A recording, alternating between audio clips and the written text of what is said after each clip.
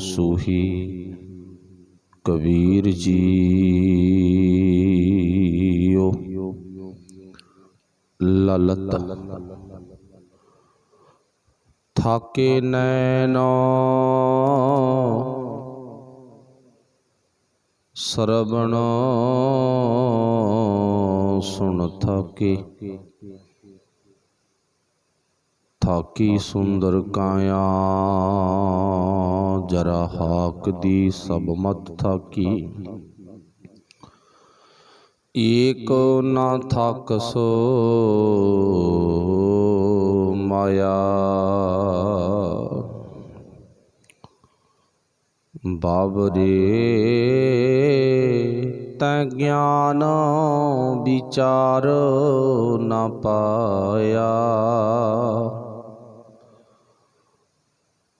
बिरथा जन्म गवाया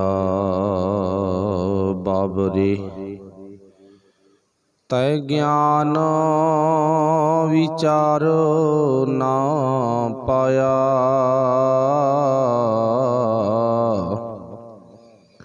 बिरथा जन्म गवाया रहाओ। तब लग प्राणी तिसै सरेवो जब लग कट मैं सासा। जे कट जाए तां भौ न जासी हर के चरणों निवासा। जिसको शब्द बसावै अंतर चूकै तिसै प्यासा। हुक्मै बूझै चौपड़ खेलै मन जिन ढाले पासा। जो जन जान भजै अवगित को तिनका कछु न नासा। कहो कबीर ते जन कबहू न हारै ढाल जो जानै पासा। कह कबीर ते जन कबू न हारे ढाल जो जानै पासा।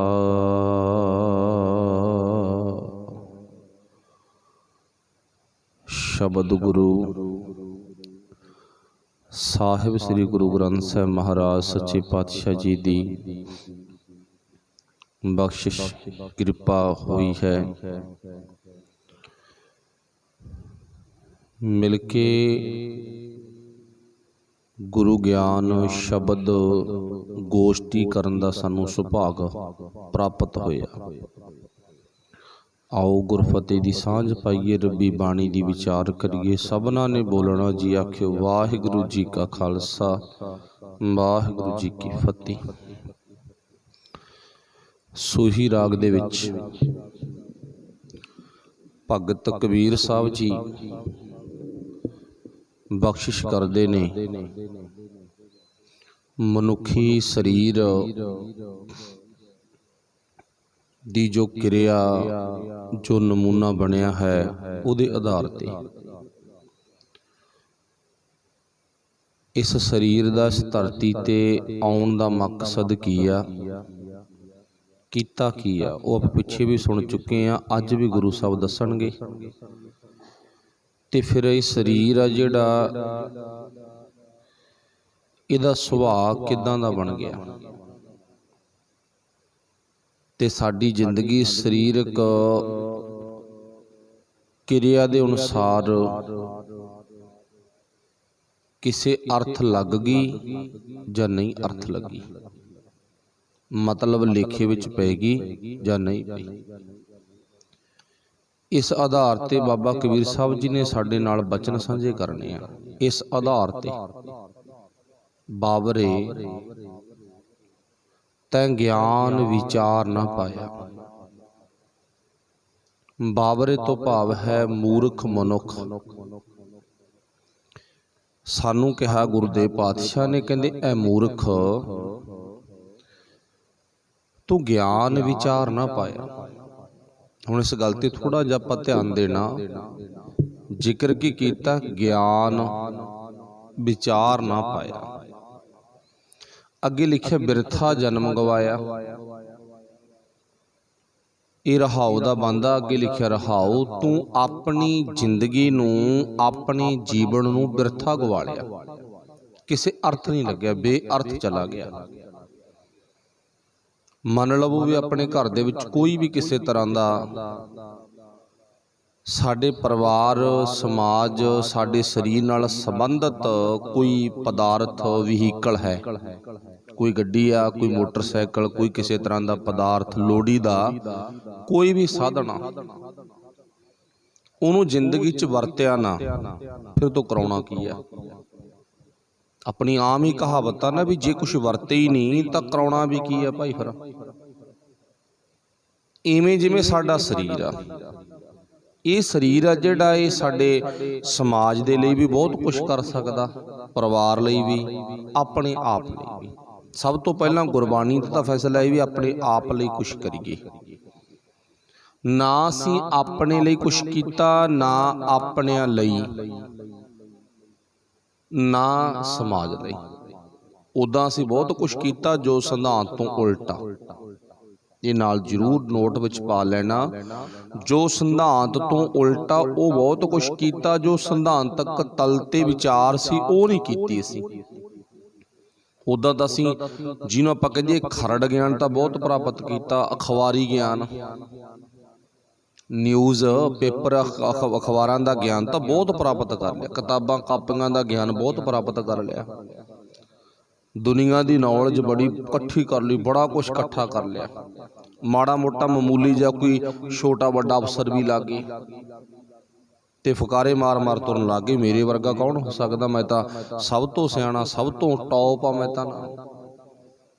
ਹੁਣ ਗੁਰਦੇਵ ਪਾਤਸ਼ਾਹ ਨੇ ਇੱਥੇ ਭਾਵੇਂ ਕੋਈ ਅਤੀ ਸਿਆਣਾ, ਅੱਤ ਦੀ ਪੜ੍ਹਾਈ ਕਰੀ ਹੋਈ ਆ, ਭਾਵੇਂ ਕੋਈ ਅਨਪੜ੍ਹ ਆ, ਕੋਈ ਵੀ ਆ, ਪਰ ਜ਼ਿਕਰ ਕੀ ਕੀਤਾ? ਦੋਵਾਂ ਦੇ ਪ੍ਰਥਾਏ ਜ਼ਿਕਰ ਕੀਤਾ। ਭਾਵੇਂ ਕੋਈ ਪੜ੍ਹਿਆ ਲਿਖਿਆ, ਭਾਵੇਂ ਕੋਈ ਅਨਪੜ੍ਹ, ਭਾਵੇਂ ਕੋਈ ਕਹਿੰਦਾ ਮੈਨੂੰ ਦੁਨੀਆ ਦੀ ਨੌਲੇਜ ਹੈ, ਤੇ ਭਾਵੇਂ ਕੋਈ ਕਹਿੰਦਾ ਮੈਨੂੰ ਕੁਛ ਵੀ ਨਹੀਂ ਹੈ। ਇੱਥੇ ਸਾਂਝਾ ਉਪਦੇਸ਼ ਦਿੱਤਾ ਮੂਰਖਾ।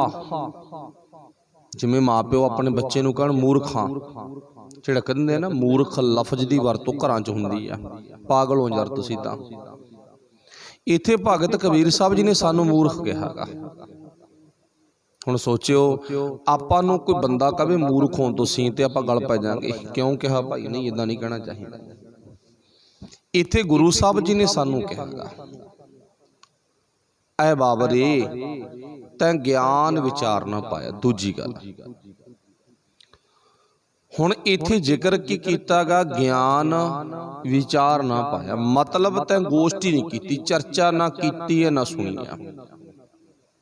ਪਰ ਇਹ ਤਾਂ ਸਾਡੇ ਸੰਸਾਰ ਦੇ ਵਿੱਚ ਗੁਰੂ ਗ੍ਰੰਥ ਸਾਹਿਬ ਮਹਾਰਾਜ ਜੀ ਦੀ ਬਾਣੀ ਦੇ ਅਨੁਸਾਰ ਆ ਚਰਚਾ ਕਰਨ ਵਾਲੀ ਗੱਲ ਤਾਂ ਬਹੁਤ ਘੱਟ ਆ, ਬੜੀ ਘੱਟ ਆ।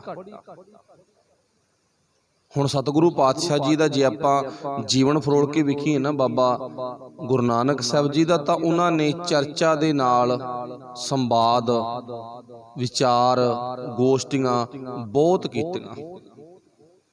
ਇੱਕ ਨਹੀਂ ਅਨੇਕ ਹੀ ਕੀਤੀਆਂ। ਸੋਚਣ ਵਾਲੀ ਗੱਲ ਆ। ਦੇਖੋ ਨਜ਼ਰ ਮਾਰ ਕੇ, ਗੁਰੂ ਨਾਨਕ ਸਾਹਿਬ ਜਿਹਨੂੰ ਅਸੀਂ ਗੁਰੂ ਕਹਿੰਦੇ ਆ, ਉਹ ਤਾਂ ਹਰ ਥਾਂ ਤੇ ਜਾ ਕੇ ਚਰਚਾ ਕਰਦੇ ਨੇ, ਹਰ ਥਾਂ ਤੇ ਜਾ ਕੇ। ਐਸੀ ਕੋਈ ਥਾਂ ਨਹੀਂ ਜਿੱਥੇ ਗੁਰੂ ਨਾਨਕ ਸਾਹਿਬ ਨੇ ਜਾ ਕੇ ਗਿਆਨ ਦੀ ਗੱਲ ਹੀ ਨਾ ਕੀਤੀ ਹੋਵੇ। ਉਹ ਥਾਂ ਹੀ ਨਹੀਂ ਹੈ ਜਿੱਥੇ ਗੱਲ ਨਹੀਂ ਕੀਤੀ। ਅੱਛਾ, ਗੁਰੂ ਨਾਨਕ ਸਾਹਿਬ ਨੇ ਉਹ ਥਾਂ ਨਹੀਂ ਜਿੱਥੇ ਜਾ ਕੇ ਗਿਆਨ ਦੀ ਗੱਲ ਨਹੀਂ ਕੀਤੀ, ਤੇ ਅਸੀਂ ਕਿਸੇ ਥਾਂ ਤੇ ਜਾ ਕੇ ਗਿਆਨ ਦੀ ਗੱਲ ਛੇੜੀ ਕੋਈ ਨਹੀਂ, ਕਿਸੇ ਵੀ ਥਾਂ ਤੇ ਜਾ ਕੇ। ਚਲੋ ਬਾਹਰੀ ਥਾਵਾਂ ਤਾਂ ਅਸੀਂ ਕਿੱਥੇ ਜਾ ਕੇ ਗਿਆਨ ਦੀ ਗੱਲ ਛੇੜਨੀ ਆ? ਨਾ ਵਿਆਹਾਂ 'ਚ, ਨਾ ਭੋਗਾਂ ਤੇ, ਨਾ ਸੱਥਾਂ 'ਚ, ਨਾ ਖੁੰਡ ਚਰਚਾ ਹੁੰਦੀ ਆ, ਖੁੰਡ ਚਰਚਾ। ਪਰ ਖੁੰਡਾਂ ਤੇ ਗਿਆਨ ਦੀ ਚਰਚਾ, ਰੱਬੀ ਬਾਣੀ ਦੇ ਸਿਧਾਂਤ ਦੀ ਚਰਚਾ ਨਹੀਂ ਕੀਤੀ। ਚਰਚਾਵਾਂ ਬੜੀਆਂ ਹੋਈਆਂ ਪਰ ਆ ਨਹੀਂ ਹੋਏਗੀ। ਹੁਣ ਸੋਚਣ ਵਾਲੀ ਗੱਲ ਆ, ਗੁਰੂ ਨਾਨਕ ਸਾਡਾ ਗੁਰੂ, ਉਹਦਾ ਸਿਧਾਂਤ ਕੀ ਹੈ? ਹਰ ਥਾਂ ਤੇ ਚਰਚਾ ਕੀਤੀ ਗੁਰੂ ਨਾਨਕ ਸਾਹਿਬ ਨੇ, ਵਿਚਾਰ ਕੀਤੀ, ਗਿਆਨ ਦੀ ਵੰਡ ਕੀਤੀ। ਤੇ ਗੁਰੂ ਨਾਨਕ ਦੇ ਸਿੱਖ ਉਦਾਂ ਗੁਰੂ ਨਾਨਕ ਨੂੰ ਪੂਜ ਵੀ ਰਹੇ ਆ, ਕਹਿ ਰਹੇ ਅਸੀਂ ਮੰਨਦੇ ਆ, ਮੰਨ ਵੀ ਰਹੇ ਨੇ, ਪਰ ਚਰਚਾ ਕੋਈ ਨਹੀਂ ਨਾ। ਸ਼ਾਇਦ ਇਸੇ ਕਰਕੇ ਕਬੀਰ ਸਾਹਿਬ ਨੂੰ ਆਪਣੀ ਸੁਰਤ ਦੀ ਅੱਖ ਨਾਲ ਵੇਖਣ ਤੋਂ ਬਾਅਦ, ਸੁਰਤ ਦੀ ਅੱਖ ਨਾਲ ਵੇਖਣ ਤੋਂ ਬਾਅਦ ਇਹ ਪਤਾ ਚੱਲਿਆ ਵੀ ਇੱਥੇ ਚਰਚਾ ਕਰਨ ਵਾਲਾ ਕੋਈ ਨਹੀਂ, ਵਿਚਾਰ ਕਰਨ ਵਾਲਾ ਕੋਈ ਨਹੀਂ। ਹੁਣ ਸਤਿਗੁਰੂ ਪਾਤਸ਼ਾਹ ਨੇ ਇੱਥੇ ਲਿਖਿਆ ਚਰਚਾ ਦਾ ਵਿਸ਼ਾ, ਵਿਚਾਰ ਦਾ ਵਿਸ਼ਾ, ਗਿਆਨ ਦਾ ਵਿਸ਼ਾ। ਇਹਦੇ ਨਾਲ ਸਾਨੂੰ ਕਬੀਰ ਸਾਹਿਬ ਨੇ ਜੋੜ ਦਿੱਤਾ, ਗੁਰੂ ਨਾਨਕ ਸਾਹਿਬ ਵੀ ਜੋੜਦੇ ਨੇ, ਦਸ਼ਮੇਸ਼ ਪਿਤਾ ਵੀ ਜੋੜਦੇ ਨੇ। ਪਰ ਅਸੀਂ ਇਹ ਕੰਮ ਸੱਥਾਂ ਤੇ, ਖੁੰਡਾਂ ਤੇ, ਮੋੜਾਂ ਤੇ, ਵਿਆਹਾਂ 'ਚ, ਭੋਗਾਂ ਤੇ ਕਿਤੇ ਵੀ ਨਹੀਂ ਕੀਤਾ। ਅਸਲੀਅਤ ਜਿੱਥੇ ਇਹ ਕੁਛ ਕਰਨ ਦੀ ਗੱਲ ਗੁਰੂ ਨਾਨਕ ਸਾਹਿਬ ਨੇ ਕੀਤੀ ਆ, ਅਸੀਂ ਤਾਂ ਉੱਥੇ ਵੀ ਨਹੀਂ ਕੀਤਾ ਕੁਛ। ਉੱਥੇ ਉਹ ਥਾਂ ਕਿਹੜੀ ਆ? ਗੁਰੂ ਦਾ ਦਰਬਾਰ। ਮੈਂ ਆਪਣੀਆਂ, ਤੁਸੀਂ ਵੀ ਆਪਣੀ ਅੱਖਾਂ ਨਾਲ ਵੇਖਿਆ, ਚੜਾਵਾ ਬਹੁਤ ਚੜ ਜਾਂਦਾ, ਪਕਵਾਨ ਬੜੇ ਬਣ ਜਾਂਦੇ ਆ, ਇੱਧਰ ਉੱਧਰ ਹੋਰ ਬੜੀਆਂ ਸੁਭਾਵਾਂ ਹੋ ਜਾਂਦੀਆਂ ਨੇ, ਪਰ ਵਿਚਾਰ ਚਰਚਾ ਵਾਲੇ ਪੱਖ ਤੋਂ ਅਸੀਂ ਖਾਲੀ ਰਹਿ ਜਾਂਦੇ ਆ, ਜਿਹੜੀ ਗੱਲ ਗੁਰੂ ਸਾਹਿਬ ਨੇ ਕਹੀ ਆ। ਚਲੋ ਇਸ ਨਾਲ ਤੁਸੀਂ ਸੰਬੰਧ ਤੋਂ ਸਹਿਮਤ ਹੋਵੋਗੇ ਵੀ ਬਿਲਕੁਲ ਸੱਚਾ। ਤਾਈਓ ਕਬੀਰ ਸਾਹਿਬ ਨੇ ਕਹਿ ਦਿੱਤਾ, ਬਾਬਰੇ ਤੈਂ ਗਿਆਨ ਵਿਚਾਰ ਨਾ ਪਾਇਆ, ਉਹ ਝੱਲਿਆ ਮਨੁੱਖਾ, ਤੂੰ ਮੂਰਖਪਣੇ ਦੇ ਵਿੱਚ ਆਪਣੀ ਜ਼ਿੰਦਗੀ ਗੁਆ ਰਹਾਂਗਾ, ਜੀਵਨ ਬਤੀਤ ਕਰ ਰਹਾਂਗਾ, ਪਰ ਤਾਂ ਕਦੇ ਵਿਚਾਰ ਚਰਚਾ ਨਾ ਕੀਤੀ ਆ, ਨਾ ਸੁਣੀ ਆ। ਬਾਬਰੇ ਤੈਂ ਗਿਆਨ ਵਿਚਾਰ ਨਾ ਪਾਇਆ। ਅੱਗੇ ਲਿਖਿਆ ਗਾ, ਬਿਰਥਾ ਜਨਮ ਗਵਾਇਆ। ਬਿਰਥੇ ਤੋਂ ਭਾਵ ਬੇਅਰਥ।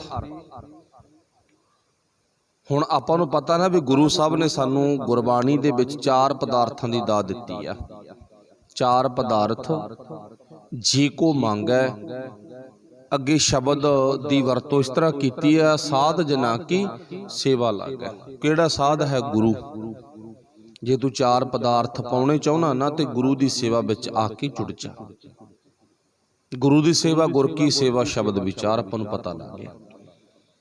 ਤੇ 4 ਪਦਾਰਥ ਕਿਹੜੇ ਕਿਹੜੇ ਮਿਲਣੇ ਨੇ? ਧਰਮ ਨੰਬਰ 1 ਤੇ, ਨੰਬਰ 2 ਤੇ ਅਰਥ। ਆ ਜਿਹੜਾ ਅਰਥ ਆ ਨਾ, ਇਹਨੂੰ ਕੀ ਕਿਹਾ ਗੁਰੂ ਸਾਹਿਬ ਨੇ? ਤੇਰੇ ਕਾਰਜਾਂ ਦੇ ਵਿੱਚ ਸਫਲਤਾ। ਧਰਮ ਸੱਚ, ਅਰਥ ਕਾਰਜ।